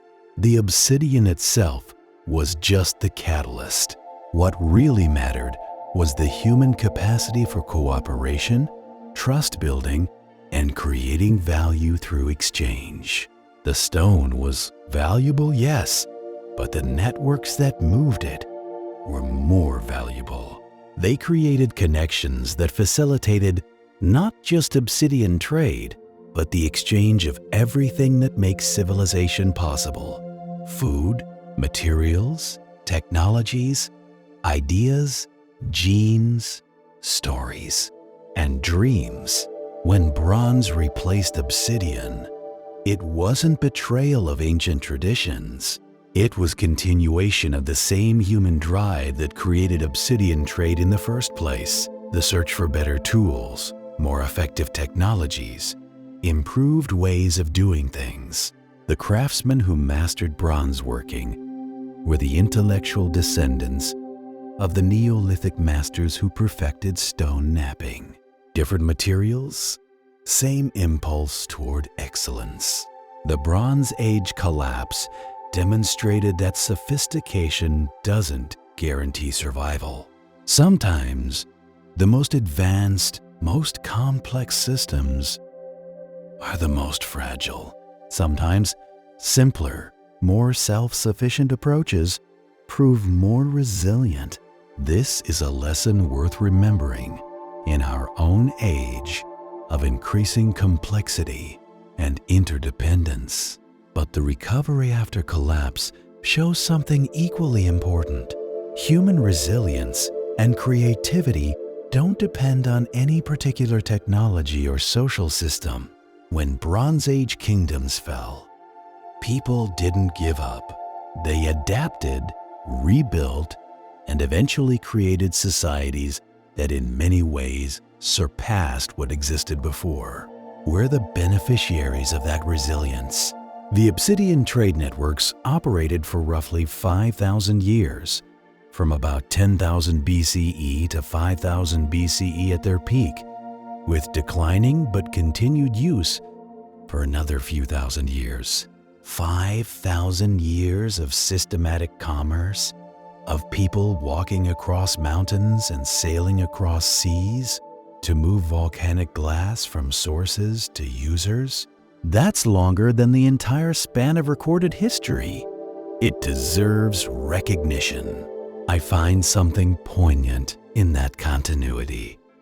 When you hold an obsidian blade in a museum, you're touching something created by human hands thousands of years ago.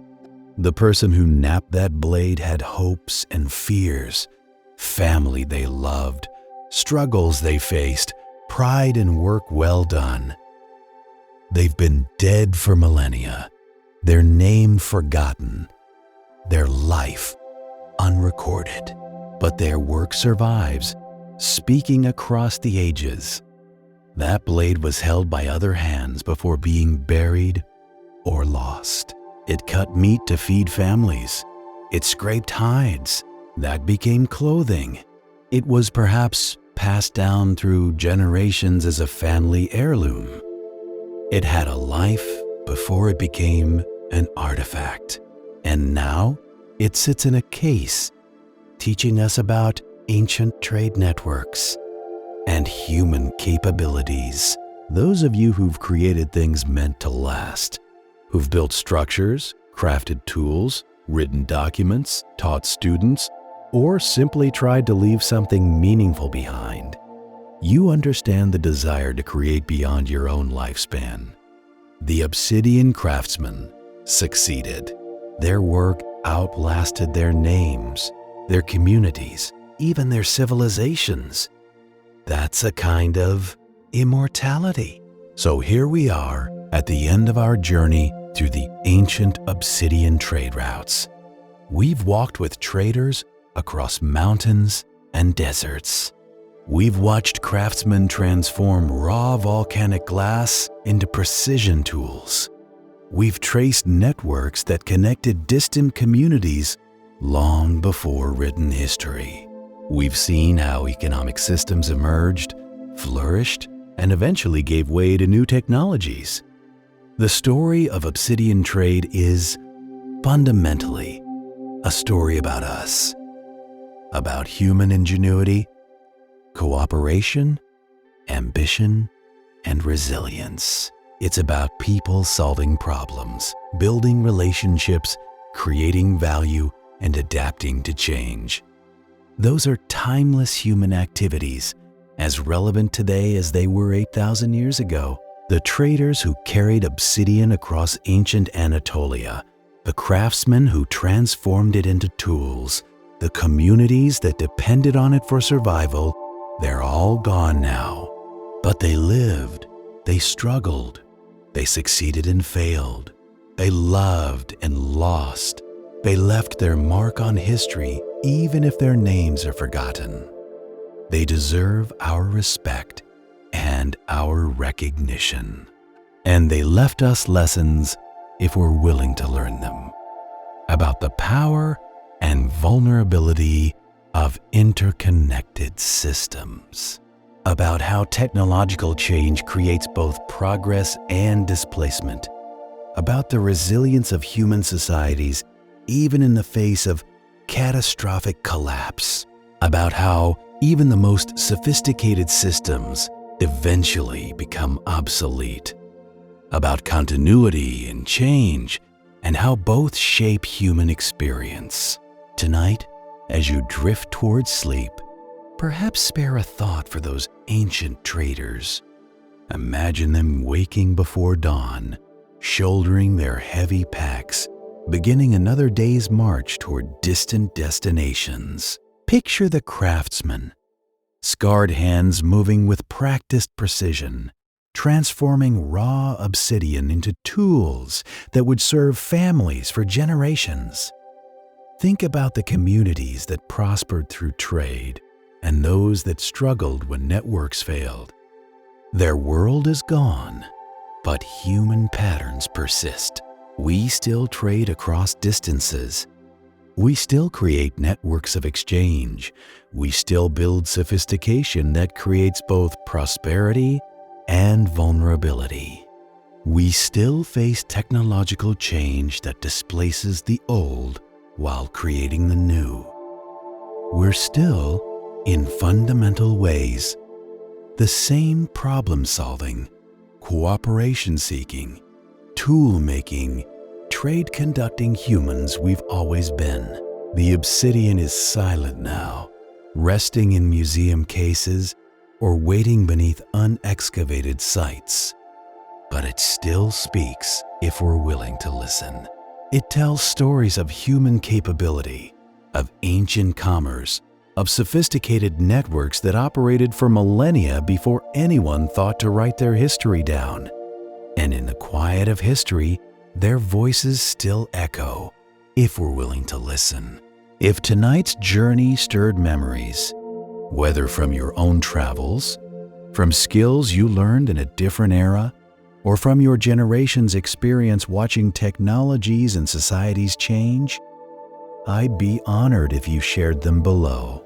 Your perspective enriches these discussions in ways history books cannot.